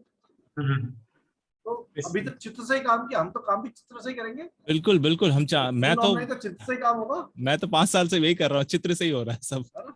और अच्छा जूम होता है सर, मतलब अगर आप नॉर्मल हाथ ऐसा देखोगे ना, तो अभी मुझे हाथ सामने अगर कोई बैठ के हाथ दिखा रहा है तो मुझे ज्यादा प्रॉब्लम होता है देखने में, फिर मैग्नीफाई ग्लास लगा के देखना पड़ता है। और मोबाइल में कोई रहता है तो आराम से जूम करो, जितना जूम करो एकदम अंदर तक जाके कौन सी छोटी सी रेखा निकली है कि नहीं वो भी दिखती है साफ। बहुत सही बता दिया, मतलब हाँ। सही बता दिया। हाँ। और thank you sir. Thank you. Prem ji, आपका क्वेश्चन पूछे। मेरा जो एक ही सवाल है अपना हाथ को लेके। मुझे अपने रेखाओं मेरी जो राइट हैंड की रेखा है ना, थोड़ा कंफ्यूजिंग लगती है हमेशा। अच्छा। तो ये आपको क्लैरिटी आ जाएगी जब आप जर्नी करेंगे या सीखेंगे, तो आपको काफी क्लैरिटी आ जाएगी। और ड्यूरिंग दी जर्नी आपको जैसा पता ही है, हम लाइव ही लेते हैं, विच मीन्स कि जो हमारे पार्टिसिपेंट होंगे उन्हीं से रिलेटेड हम क्वेश्चन उनके हाथ स्टडीज करते हैं साथ में। तो लाइव वर्किंग है, जब आप करेंगे जर्नी तो आपको क्लैरिटी आ जाएगी उससे। हाँ, तो मुझे वो क्या, मेरा हाथ में वो जो हार्ट रेखा, जो जीवन रेखा, दोनों सब मर्ज हो रही हैं, तो मेरे को वो पूछना था, दिखा सकते हो? बिल्कुल वो सब चीजें। हाँ, वो चीज, वो सैंपल मैं दिखाऊंगा आपको, वैसा सैंपल है मेरे पास। मैं जब पढ़ाऊंगा ना और डिटेल में, वो तो बहुत एंड वाला फेज है, तो उसमें आपको क्लियर हो जाएगा मैटर। ठीक है। विनोद जी, आपका क्वेश्चन पूछे। आपका आवाज नहीं आ रहा, माइक अनम्यूट करें। अनम्यूट कर लीजिए। हेलो जी। हेलो जी जी, आ रही आवाज? हाँ जी, जी, नमस्कार सर। नमस्कार। नमस्कार जी। सर, ये पाम रीडिंग में, जैसे कि पाम रीडिंग हम करते हैं, किसी का हस्तरेखा वगैरह देखते हैं, मतलब भविष्यवाणी हो गई ना ये। तो मान लो सपोज करो किसी को प्रॉब्लम है, हार्ट रेखा में है प्रॉब्लम, या किसी मस्तिष्क रेखा में है, तो इसको डेवलप करने के लिए कुछ रेमेडीज भी हैं, या खाली हमने पाम रीडिंग वगैरह रीडिंग ही करनी है इसमें? रेमेडियल पार्ट भी आएगा इसमें। रेमेडियल पार्ट भी आएगा, रेमेडी है, रेमेडियल सबकी पार्ट रेमेडी। आएगा। देखो, वो समस्या है तो समाधान है। कोई अच्छा, भी ऐसी चीज नहीं है जिसका समाधान नहीं है। ह्यूमन ब्रेन है ना, ये इंसान है, बाकी और कोई क्या करे, लेकिन इंसान सबका समाधान निकाल के रहता है। तो ये भी समाधान है। सर इसी कोर्स में होगा कि वो एडवांस में होगा? इसका लिए जितना कोर्स में हम ये कंटेंट करेंगे, उसका रेमेडियल पार्ट इसी कोर्स में आएगा। इसी में आएगा? इसका रेमेडियल अच्छा। पार्ट इसमें। ठीक है सर, थैंक यू। रघुनाथ जी, अपना कैमरा ऑन करें। रघुनाथ जी, नम्रता जी, आप पूछें। नमस्कार सर जी। नमस्कार मैडम। सर नमस्ते। सर, मेरे को ये पूछना था कि इसके ये जो 2 महीने का कोर्स है, इसमें प्रोफेशनल लिखा हुआ है, जैसे हम लोग बिल्कुल न्यू हैं, हमें जीरो नॉलेज है, मतलब कोई नॉलेज नहीं है इसमें। जीरो से शुरू होगा मैडम, ये नो वरीज। जीरो से स्टार्ट है। जीरो से शुरू होगा। और इसको जैसे प्रोफेशनल लिखा हुआ है, तो क्या ये यहीं तक है या इसके आगे एडवांस भी इसके होना है? अलावा एडवांस लेवल आएगा। इसके अलावा, क्योंकि पामिस्ट्री एक बड़ा सब्जेक्ट है और एक बारी में कवर नहीं किया जा सकता। पामिस्ट्री की बहुत गहराइयां हैं, तो हम इसको जरूर करेंगे एडवांस लेवल पे आगे जाके, ठीक है। लेकिन प्रोफेशनल से मतलब यहाँ पे ये आ जाता है कि एक बार आपने ये कोर्स किया तो यू आर वेल इक्विप्ड कि आप किसी का हाथ देख के उसकी प्रेडिक्शन या उसके बारे में बता सकते हैं। इतना आप सक्षम हो जाते हैं और इतने विषय पे बात कर पाते हैं, वो होएगा इसमें, ठीक है। अब बात आती है गहराइयों की, तो गहराइयों के लिए तो फिर उस लेवल को अचीव करेंगे, उस लेवल को करना ही पड़ेगा। एक लेवल में सारी चीजें तो बहुत मुश्किल हो जाता है। ठीक है sir. That's where it is professional. Okay. You start from zero। और पामिस्ट्री को जीरो से वैसे भी करना इसलिए जरूरी है, ज्यादातर चीजें पामिस्ट्री पे ज्यादातर लोग काम नहीं करते और ज्यादातर लोगों को पामिस्ट्री का ज्ञान नहीं होता। मतलब लोग एस्ट्रोलॉजी सीखते हैं, बाकी हीलिंग सीखते हैं, वास्तु भी सीखते हैं, सब सीखते हैं। पामिस्ट्री इज अ सब्जेक्ट जिसपे आमतौर पे एक तो क्लासेस नहीं होती है तो बहुत कॉस्टली होती हैं, और आमतौर पे आम आदमी का ज्ञान पामिस्ट्री के ऊपर अपने गूगल के माध्यम से ही, स्ट्रक्चर नॉलेज नहीं है। गूगल के माध्यम से थोड़ा बहुत सीख लिया, इस तिल का क्या होगा, इस खून का क्या इम्पैक्ट है, इसका बस। हरे का क्या इम्पैक्ट है, उतना ही ज्ञान है। स्ट्रक्चर नॉलेज नहीं है पामिस्ट्री की। हाँ, प्रैक्टिकल नॉलेज नहीं है। प्रैक्टिकल डेटा कोई सेव करके नहीं रखता, मतलब कोई किसी ने लिख के रखा हुआ नहीं है कहीं। आप अगर नॉर्मल बुक्स भी देखते हैं ना, बुक्स में भी वही स्ट्रक्चरल, मतलब सिर्फ ये बता दिया तिल का ये कारण है, ये रेखा इतना है, ये रेखा इतना है। आप वो स्वभाव से मिलाना पड़ेगा ना, आपको स्वभाव से जैसे मैच करना प्रॉब्लम्स पड़ेगा। बढ़ती हैं, इंसान को प्रॉब्लम्स बढ़ती हैं, तो प्रॉब्लम्स के साथ साथ हमारे ये जैसे नेल्स आप कह रहे हैं कि नेल्स से भी पता चलता है, तो क्या वो शेप वगैरह भी चेंज होती रहती है साथ साथ? बिल्कुल, जैसा आप कर्म करेंगे ना वैसा चेंज होता रहेगा। अब मैं आपको एक उदाहरण देता हूँ, बहुत प्रैक्टिकल उदाहरण है। एक लड़के को मैं समझाता रहा, भाई ज्यादा वड़ा पाव मत खाओ, वड़ा पाव ज्यादा खाता रहेगा तो जॉन्डिस होगा। उसने नहीं सुना, ठीक है। ये उंगली है ना, उंगली, इसका नीचे जो अर्धचंद्र बनता है, जैसे अपना कोर्स में मेंशन किया सर ने, तो धीरे धीरे ना इसके उंगली के नीचे से जो नेक्स्ट नाखून निकलने वाला था वो व्हाइट होने लग गया। मैंने बोला कि भाई तेरी स्किन मेरे को सही नहीं लग रही है, तू हाथ दिखा। तो वो कह रहा कि मेरे हाथ में ना ये जो नाखून है वो बहुत व्हाइट हो रहे हैं नीचे से। भाई तेरे को वड़ा पाव खाने के लिए कितनी बार मना किया था, क्यों खा रहा है, बंद कर बंद कर। तो ये है, ये प्रैक्टिकल नॉलेज है, ऐसे देखते हैं, ठीक है। Okay, thank you sir, thank you. Reema ji आपका क्वेश्चन पूछिए। नमस्कार सर। नमस्कार। मेरा एक्चुअली क्वेश्चन है कि जैसे मेरे ही अपने ही एग्जांपल में लूं कि दोनों हाथों में मेरी रेखाओं में फर्क है, तो उसको जजमेंट कैसे किया जाता है? आप लोग कैसे करते हैं? कि आप बोलते हैं, आपने बताया दोनों हाथ देख के जाते हैं। एक्चुअली मैंने छोटे में तो 13 साल की उम्र में केमिस्ट्री की बहुत सारी बुक्स पढ़ती थी, और इवन उस समय की मैं बात बताऊं, बहुत गैपिंग हो गया है, मैं प्रैक्टिकल गेन करने की कोशिश करती थी, सबके हाथ पकड़ पकड़ के देखती रहती थी। लेकिन बीच में मेरा बहुत गैपिंग आ गया, मैंने छोड़ दिया बहुत सालों से। तो अब तो मुझे कुछ ध्यान में नहीं, मतलब एकदम छोड़ दिया है। बट जैसे अभी मैंने इसीलिए किसी ने क्वेश्चन पूछा था कि कौन सा हाथ देखते हैं, आपने कहा कि दोनों देखना है। तो अब मैं इसका आंसर देता हूँ आपको, इसका आंसर देता हूँ। आपके सवाल में आपका आंसर छुपा हुआ है। आपने कहा मैं पहले देखती थी, यानी आपका राइट हैंड बहुत अच्छा है, लेफ्ट हैंड कंफ्यूज्ड है, इसलिए आपने छोड़ दिया। अगर दोनों बराबर होता तो आप छोड़ती नहीं, करती रहती। सिंपल। कंफ्यूजन क्रिएट होता है, उस इंसान का ब्रेन कंफ्यूज होता है अगर लेफ्ट से राइट डिफरेंट हो तो। पर्टिकुलरली कुछ रेखाएं जो जो अलग हो रही है उससे रिलेटेड कंफ्यूजन क्रिएट होता है। कईयों का मैंने अभी भी थोड़ी देर पे एग्जांपल पहले बताया आपको कि कईयों का हाथ होता देखना बहुत चिपचिपा पसीना, एक हाथ दूसरा हाथ बिल्कुल ड्राई, ठीक है। तो यही कारण होता है कि ऐसे लोग स्टेबल नहीं रह पाते, उनका कभी ऐसा कभी ऐसा, उनका ग्राफ हमेशा ऐसा अप डाउन होता है। जी जी जी। तो रेमेडी तो होती होगी ना जब आप बिल्कुल बताएंगे? है ना, हाँ बिल्कुल है, बहुत सारी रेमेडीज हैं। जी, thank you sir. Thank you Reema ji. Sadhana ji आपका क्वेश्चन पूछिए। अनम्यूट कीजिए, अनम्यूट अनम्यूट कर लीजिए साधना जी, अनम्यूट। हाँ, नहीं समझ में आया इनको। साधना जी आप म्यूट करें अपने आप। हाँ, नमस्ते। नमस्ते नमस्ते नमस्ते। Good sir evening. जैसे अभी आपने बताया कि मतलब पहले देखते थे, अनमैरिड में मैं भी पहले लोगों को बताती थी, लेकिन जब शादी आती थी बहुत सारे प्रॉब्लम्स आ जाती हैं, तो मैंने देखना छोड़ दिया, मतलब करना, मतलब बहुत ज्यादा तो नहीं, बहुत अंदर घुस के, लेकिन हाँ आता था। और कुछ गॉड गिफ्टेड भी था, इंट्यूशन था, लोगों को बता देते थे। लेकिन अब मैं उतना नहीं कर पाती हूँ। मेरी एज भी जो है 59 ईयर हो गई है। तो मैं ये बस पूछना चाहती थी कि जैसे कभी गुरु पर्वत से निकलकर और शनि पर्वत की तरफ रेखाएं बढ़ रही हैं, पतली महीन, और उसमें स्क्वायर भी बन रहा है और त्रिकोण भी बन रहा है, तो इसका अर्थ क्या हुआ? वो तो मैडम कोर्स में बताऊंगा ना मैं आपको। इस तरह से पर्टिकुलर सवाल पूछने में तो फिर आप वही कंफ्यूजन आ जाएगा, तो आपको सीखने को नहीं मिलेगा। ऐसा मैं मतलब बता देता हूँ, मैं आपको बता, मालूम है। हाँ बताइए सर। मैं बता देता हूँ, मैं बताता हूँ। ये रेखाएं अभी रिसेंटली आई हैं आपके हाथ में? नहीं, बहुत दिन से। कितने दिन से? फिर भी 5 साल? हाँ, और 10 साल 15 साल से। 15 साल से है। तो हाँ, back of the mind palmistry चलता रहता था हमेशा, जी, सीखना है, जी। बढ़ना है, सीखना है। तो यही वो हाँ, रेखा है, जब गुरु और शनि के बीच में कनेक्शन बन रहा है, यानी गहरा नॉलेज, बहुत डीप नॉलेज चाहिए, और इसीलिए आज आप यहाँ पे जुड़ गई हैं। जी, वो जी। रेखाएं हैं इस वजह से, नहीं रहती तो नहीं जुड़ती। हाँ, 15-20 साल से ही ऐसी हैं ये रेखाएं। वो बैक ऑफ द माइंड है, पामिस्ट्री आपके back of the mind. Thank you sir.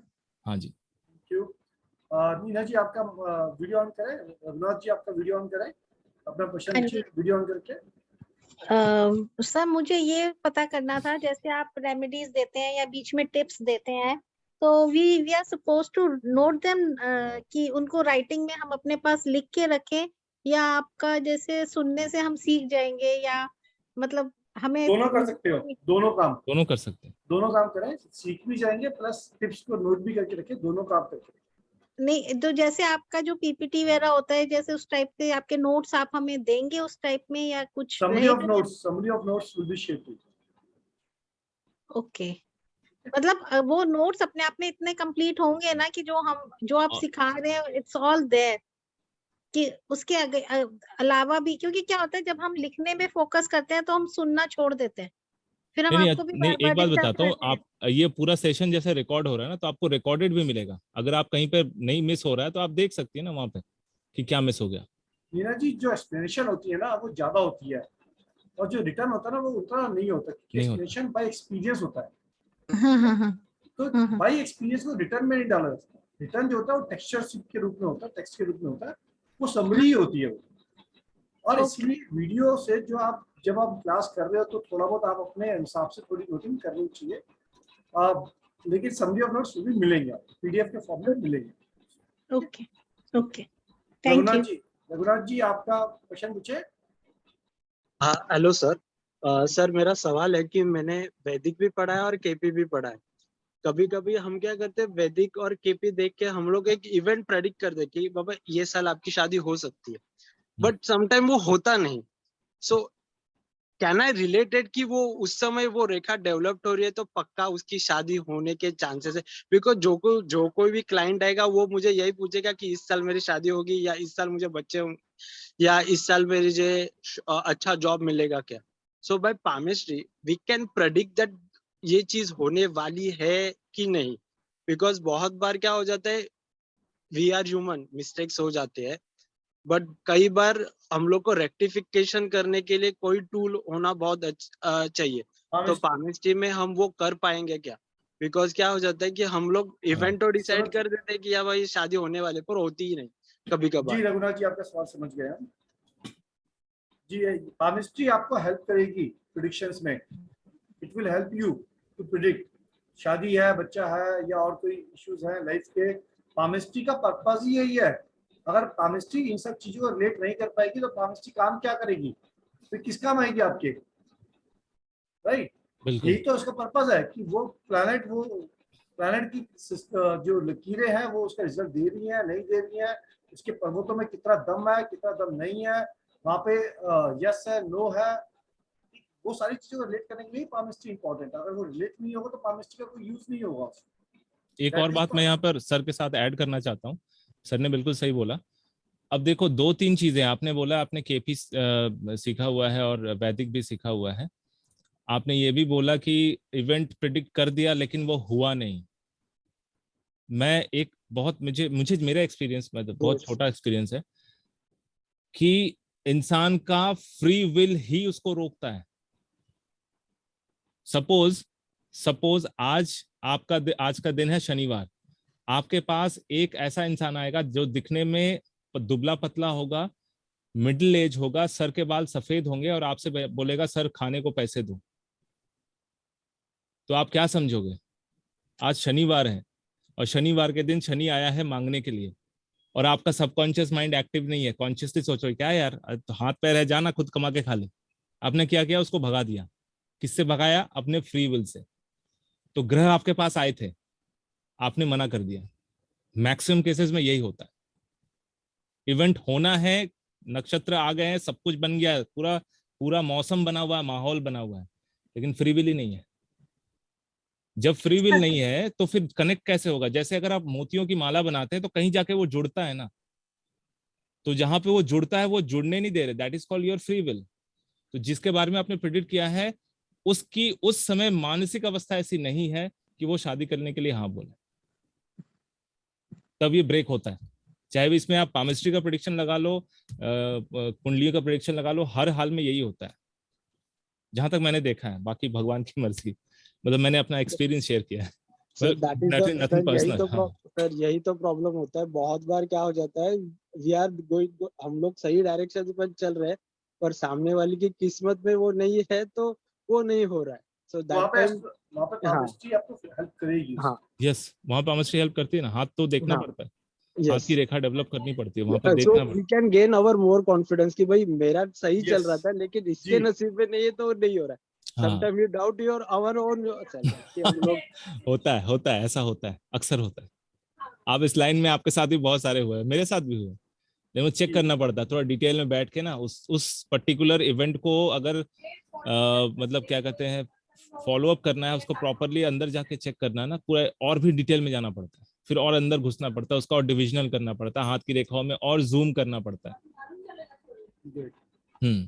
Right, Abhinav ji, आपका mic off मुझे लगता है. It's great. So I think we have covered all the topics today and we have covered the course content also. आज की delivery आपको कैसी लगी आप अपना बता सकते हैं विचार। उससे पहले मैं आपको एक बार कोर्स का जो स्ट्रक्चरल डिजाइन है वो शेयर कर देता हूं। वैसे आपको पता है already, you all are there on the part of the academy group. जो लोग एकेडमी ग्रुप में नहीं है वो लोग एक लिंक मैंने शेयर किया है चैट पे, please join the academy group so that regular information आपके पास हमेशा आती रहे। और स्ट्रक्चर मैं दोबारा शेयर कर देता हूँ। 1 second, give me a minute please, give me a minute. This is the detail of to deposit the fees for the administrative fees for this journey. Journey ये 2 महीने की रहेगी. This is 2 months journey. And the 2 months journey starting from tomorrow. That is tomorrow is 5th June से start हो जाएगी है Sunday. Saturday, Friday and Sunday are the days. 9 PM is the time. 9 PM to approximately 10:30 to 10:45 या 11 जो भी चलेगा, that will be the time. ठीक है. And the admin fee for the journey is 1579 per month for our academy member and non-members. The fees is 2107 for non-member. And again, as I said always, if you pay both month fees together, then the 3158 minus 15%, which comes to 2685 total. And for non-members, the 2104214 minus 1,000 fees be given there, and then comes to 3158 they have to pay. Right. This is the schedule of the journey. 2-month journey starting from 5th of June. All recording session, recordings, repeat, and what all? Summary notes is available, right?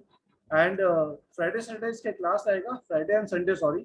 Friday and Sunday class आएगा, क्योंकि last time request आया था हमारा काफी participant की तरफ से कि अगर सैटरडे संडे में एक दिन का गैप दे दिया जाए तो उनके लिए अच्छा होगा. So we should in a similar fashion we design it on Friday and Sunday. And 9 PM journey start हुई है एंड इसकी एडमिनिस्ट्रेटिव फीस 1579 पर month for academy member, for non member 2107. Academy members are the people which are already doing course with the academy, चाहे वो एक course कर रहे हैं या 10 कोर्स कर रहे हैं. Academy treat them as a part of family. They academy feel that they are part of family, they are the members of the family, and if they enroll for even single course, तो academy उनको member मानेगी और उनका जो administrative fees रहेगी वो 1597 रहेगी. जो लोग कोई भी कोर्स academy के साथ नहीं कर रहे हैं, फर्स्ट टाइम एंट्री करेंगे, उनकी फीस 2107 रहेगी. और दोनों फीस अगर इकट्ठी पे करते हैं तो then there is a discount to the both the fees, दोनों फीस के अंदर. तो यहाँ पे मैंने वो स्ट्रक्चर दिखा दिया. इससे रिलेटेड और डिटेल यहाँ पे दी है. 2 नंबर्स, 2 अकाउंट शेयर किए हैं. You can make payment by ATM, UPI, Google पे, फोन पे, in any mode of transfer transaction. जिनको क्रेडिट कार्ड पेमेंट करनी है, क्रेडिट कार्ड की भी फैसिलिटी अवेलेबल है, बट क्रेडिट कार्ड के लिए आप हमको संपर्क कर लें, हमें मैसेज भेजें अकेडमी के नंबर पे. और जो फीस है, आई रिक्वेस्ट अगेन, फीस की रिसीप्ट सिर्फ इन्हीं नंबर पे ही भेजें प्लीज, क्योंकि ट्रैक करने में कई बार काफी दिक्कत होती है हमारे को. फिर बाद में अगर किसी और नंबर पे इसके अलावा भेजते हैं तो उसमें एक नुकसान ये होता है कि वो ऑफर इनवैलिड हो जाती है. So only and only this 2 numbers will be used for submitting the fees. These 2 numbers are for submitting the fees.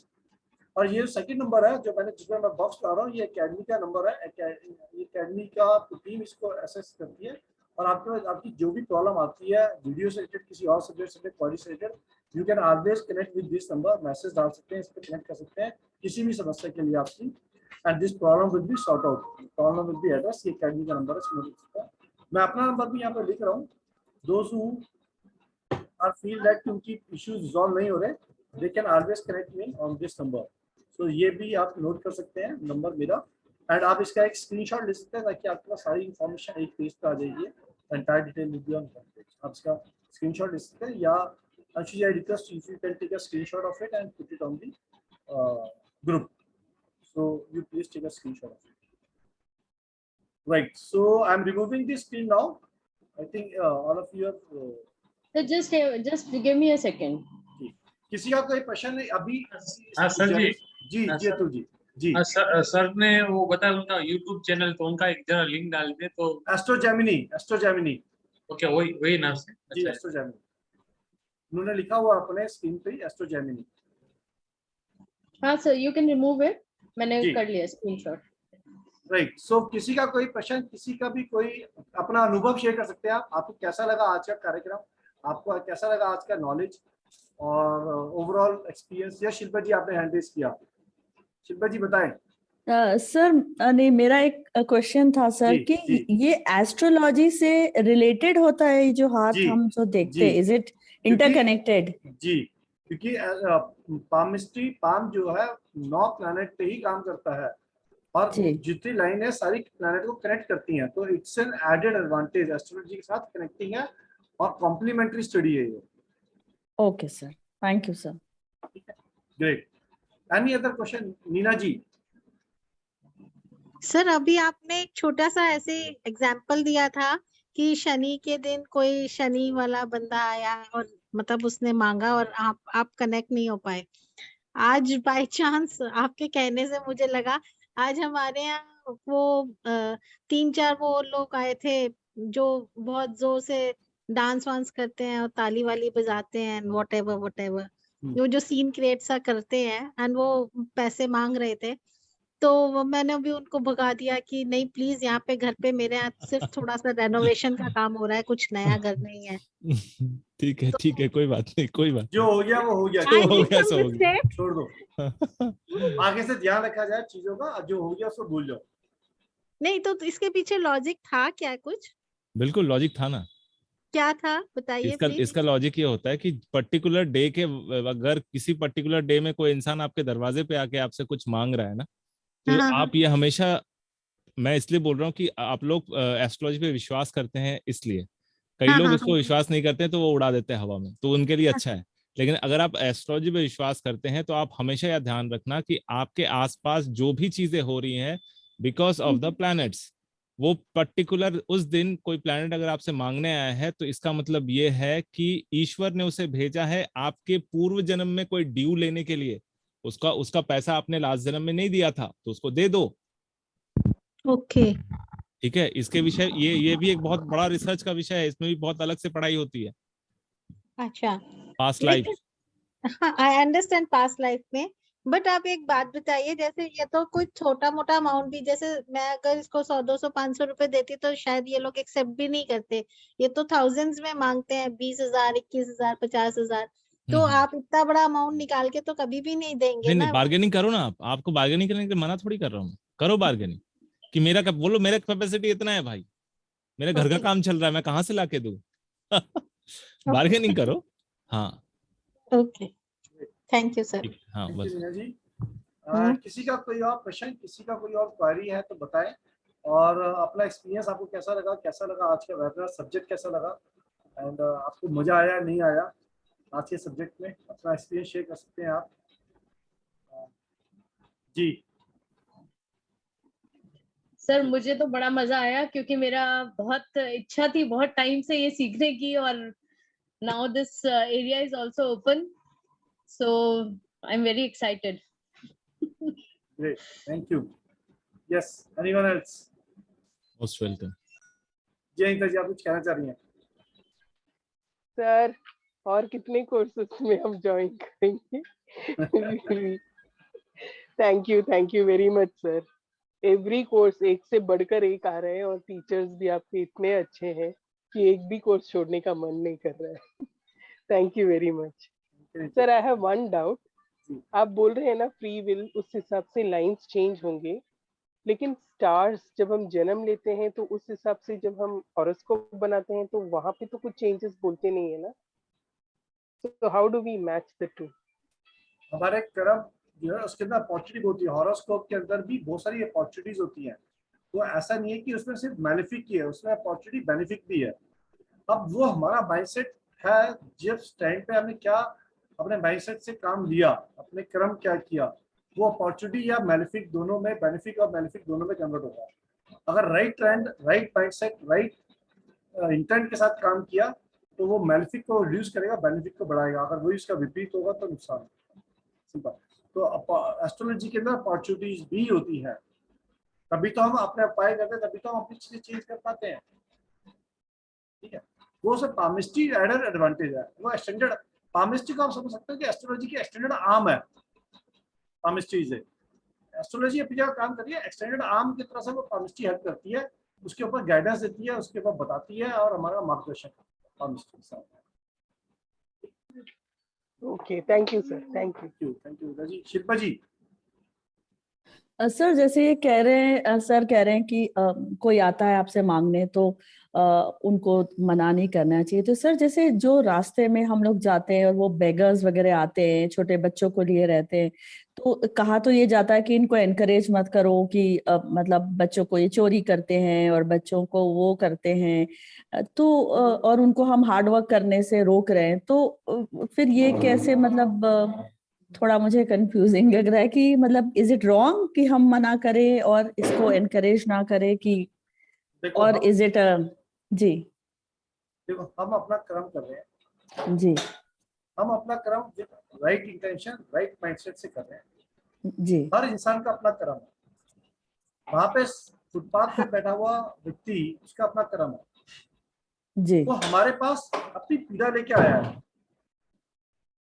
हमने जो हो सका उस पीड़ा के अंदर उसका जो उससे बाहर आने का जो योगदान हम कर सकते वो करते हैं। ओके आगे उसने उसका क्या किया वो उसका माइंडसेट था। हमें उसे ये नहीं बोला था कि वो मेरे की चोरी करूंगा उसके लिए पैसे चाहिए, हमें उसे ये बोला था कि मेरी पीड़ा उसके लिए पैसे चाहिए। Okay sir. अब वो पैसे का ले जाके का नशा करे या उसका चोरी करे, कहीं और इस्तेमाल करे, वो उसका माइंडसेट था, उसका कर्म था। हमने तो नशा के लिए पैसे नहीं दिए थे जी सर। हमने उसकी पीड़ा से उसको भरने के पैसे दिए। Right sir. Okay sir, thank you sir. Right. So any other thing that one like to share? Anita ji, thank you for your feedback. And Javin sir ने अपना कैमरा ऑन किया. Seems he want to say something. आपकी आवाज नहीं आ रही, mic mute है। नमस्कार जी। नमस्कार सर, नमस्कार। बहुत बढ़िया मिथुन जी ने बताया, धन्यवाद Mithun ji. Thank you sir, thank you. कल से काफी लोग ज्वाइन करेंगे। Thank you, thank you, thank you, thank you, thank you again. Looking to see you again on the Palm Street. जी। Javin sir. हाँ जी। जरविन सर, नमस्ते सर। नमस्कार जी। नमस्कार। नीना जी, आपने हैंड रेज किया, प्लीज मैं अनम्यूट करें अपने आप को। ओके ओके जी बताएं, आपने हैंड रेज किया अपना? रेस किया था। मुझे एक बात समझना था, जैसे मुझे एस्ट्रोलॉजी नहीं आती है, still I would be able to learn palmistry ना? जी, you can able to learn palmistry अगर आपको एस्ट्रोलॉजी नहीं आती है, बट एस्ट्रोलॉजी आने वाले के लिए एडेड एडवांटेज है क्योंकि उनको ग्रह के कारक तत्व पता होते हैं बाय डिफॉल्ट, तो उसको जल्दी पकड़ में आता है। जिसको एस्ट्रोलॉजी नहीं आती है उसको थोड़ी एक्स्ट्रा मेहनत करनी पड़ेगी, बट वो निल नहीं होगा, काफी चीजें गेन करके ही जाएगा, खाली हाथ नहीं जाएगा, ये फॉर श्योर है। हाँ ओके मतलब बस मैं यही कॉन्फिडेंटली समझना चाहती हूँ, मैं इसको वाकई ज्वाइन करना चाहती हूँ, but I would be able to grasp it, I would be able to understand it. Yes you are जी बिल्कुल ठीक है। सो आज का वेबिनार खत्म करने की इजाजत चाहेंगे आप सबसे, एंड धन्यवाद आपका। और कल की क्लास में ज्वाइन करें, एनरोलमेंट करें अपना, आज से कल में एनरोलमेंट करें, so that tomorrow evening we will meet once again, all of you will be there part of it. And thank you Mithun ji, आपका बहुत बहुत धन्यवाद आपका, आपके समय के लिए और आज के वेबिनार के लिए, और सारे अपने हमारे ग्रेट पार्टिसिपेंट्स, आप सबका बहुत बहुत शुक्रिया, बहुत बहुत धन्यवाद। आपने इतना पेशेंस दिया, अपना समय दिया, कीमती समय दिया और हम सबको सुना, तो आपका बहुत बहुत आभार। कल के सेशन से, कल की क्लास क्लोज क्लास होगी, तो please get your enrollment done today tomorrow, ताकि कल 9 बजे हम सारे मिलेंगे फिर से। And Friday and Sundays are the days for the palmistry 9 PM evening में। ठीक, धन्यवाद आप सबका, थैंक यू, नमस्कार आप सबको। Thank you, sir. Thank you, Jitun ji. Very good session. Thank you. Thank you, नमस्कार सभी को। नमस्कार सर, नमस्कार।